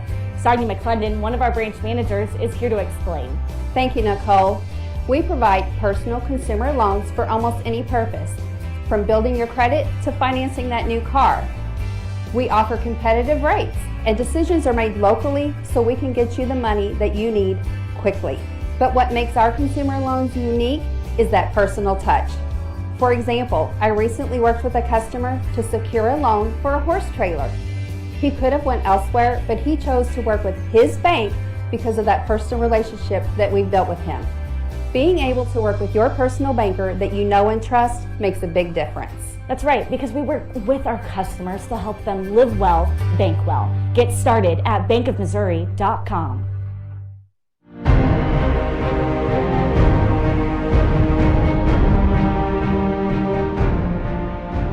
Ransberger back with you live at Mark Worley Field at Meadow Park. Baseball night in the Ozarks, and the Moon City Mavericks are winners 5-3, defeating the Ozark Mountain Ducks. Moon City improves to 3-1 and maintains its hold on first place in the GRBL North. Pleased to welcome in our Elite Promotions Elite Performers of the game, pitcher A.J. Musser and third baseman Tanner Kellerstrass. You know, guys, last time we saw you back in August, it was a tough one, right? A 7-0 loss at the hands of the Nixa Suckers, and I know it's always tough to go into the Labor Day break coming off of a defeat, and I know that probably hung with you a little bit. So what can you say about the way your squad rebounded and came out and really set the tone early tonight? I think we bounced back pretty well. Going out and throwing up some zeros early and getting runs on the board early really helped us out and got us going. Yeah, we started off hot, which we hadn't done a great job doing so far this year, and having AJ on the bump, shutting them down early also helped set the tone. Let's talk a little offense out of you, Tanner. It was a big night, a double, a single, a couple of RBIs, and it started out. Brady Welsh got the triple there in the first. So, what does that do for your confidence as a hitter when you see a guy like Brady just go up there and rip one? It was really nice he started off because he hit a line drive down the right field line, and that kind of opened my mind up. Not that it should always kind of be there of having the right side of the field open. Mm-hmm. And I just so happened to get a hanging breaking ball that I was able to shoot to right center, and it was a nice way to ease me in after 2 weeks off. Absolutely. So then, AJ, after the boys gave you a run, you go out there, you start your second inning with a couple of strikeouts, and really that was, I would say, just the most composed and most complete we've seen. An outing from you. What felt different about this one for you? Definitely had command felt like the first time. Not pitching during the week and stuff, no practicing, but just felt like I had good command. The ball was spinning well, had a good release, and was just hitting my spots tonight. Yeah, felt like we've kind of seen the Mavericks are doing the GRBL a little bit backwards, going with the opener. But tonight it was old school grip and rip baseball. The 3-3-3. That's some season 1 level stuff there. So that's got to be cool for you guys and for Daniel England to throw it back a little and work your pitching rotation pretty evenly. Yeah.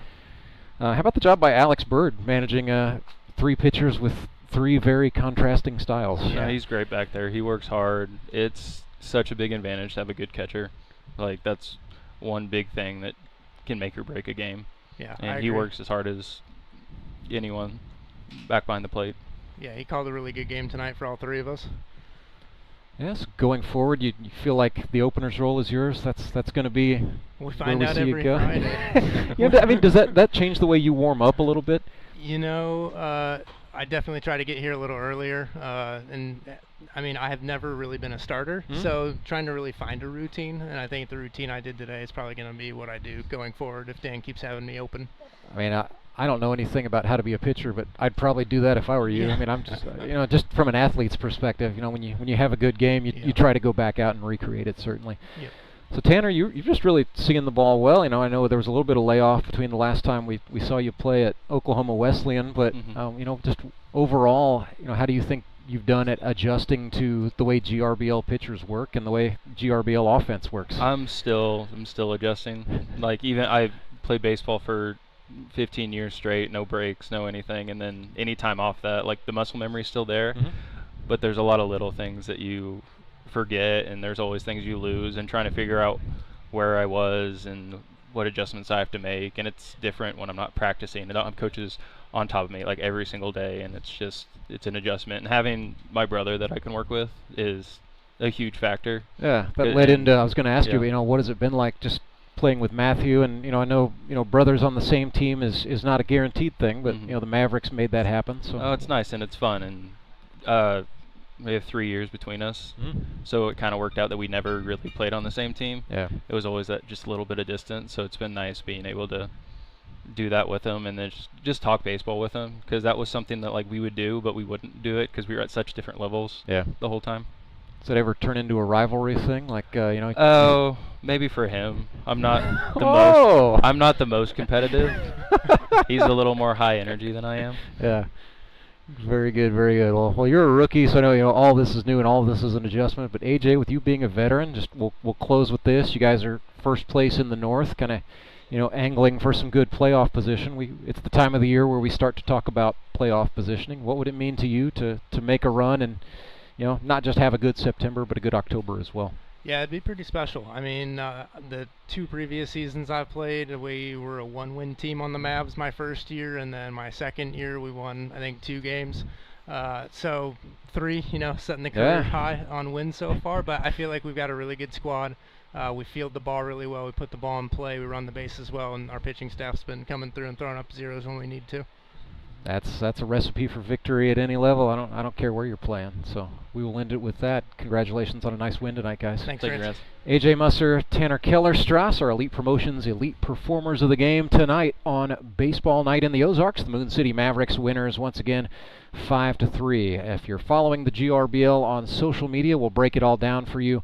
Tomorrow morning we'll post league standings as well as the schedule for September 14th, but we will see these Mavericks back on Sunday, September 14th at high noon in a showdown with the Springfield Metropolitans. For our producer Derek Sako and our director Siler Bartlemy, for my partner Justin Loudon, my name's Rance Berger, wishing you good night from Springfield, Missouri.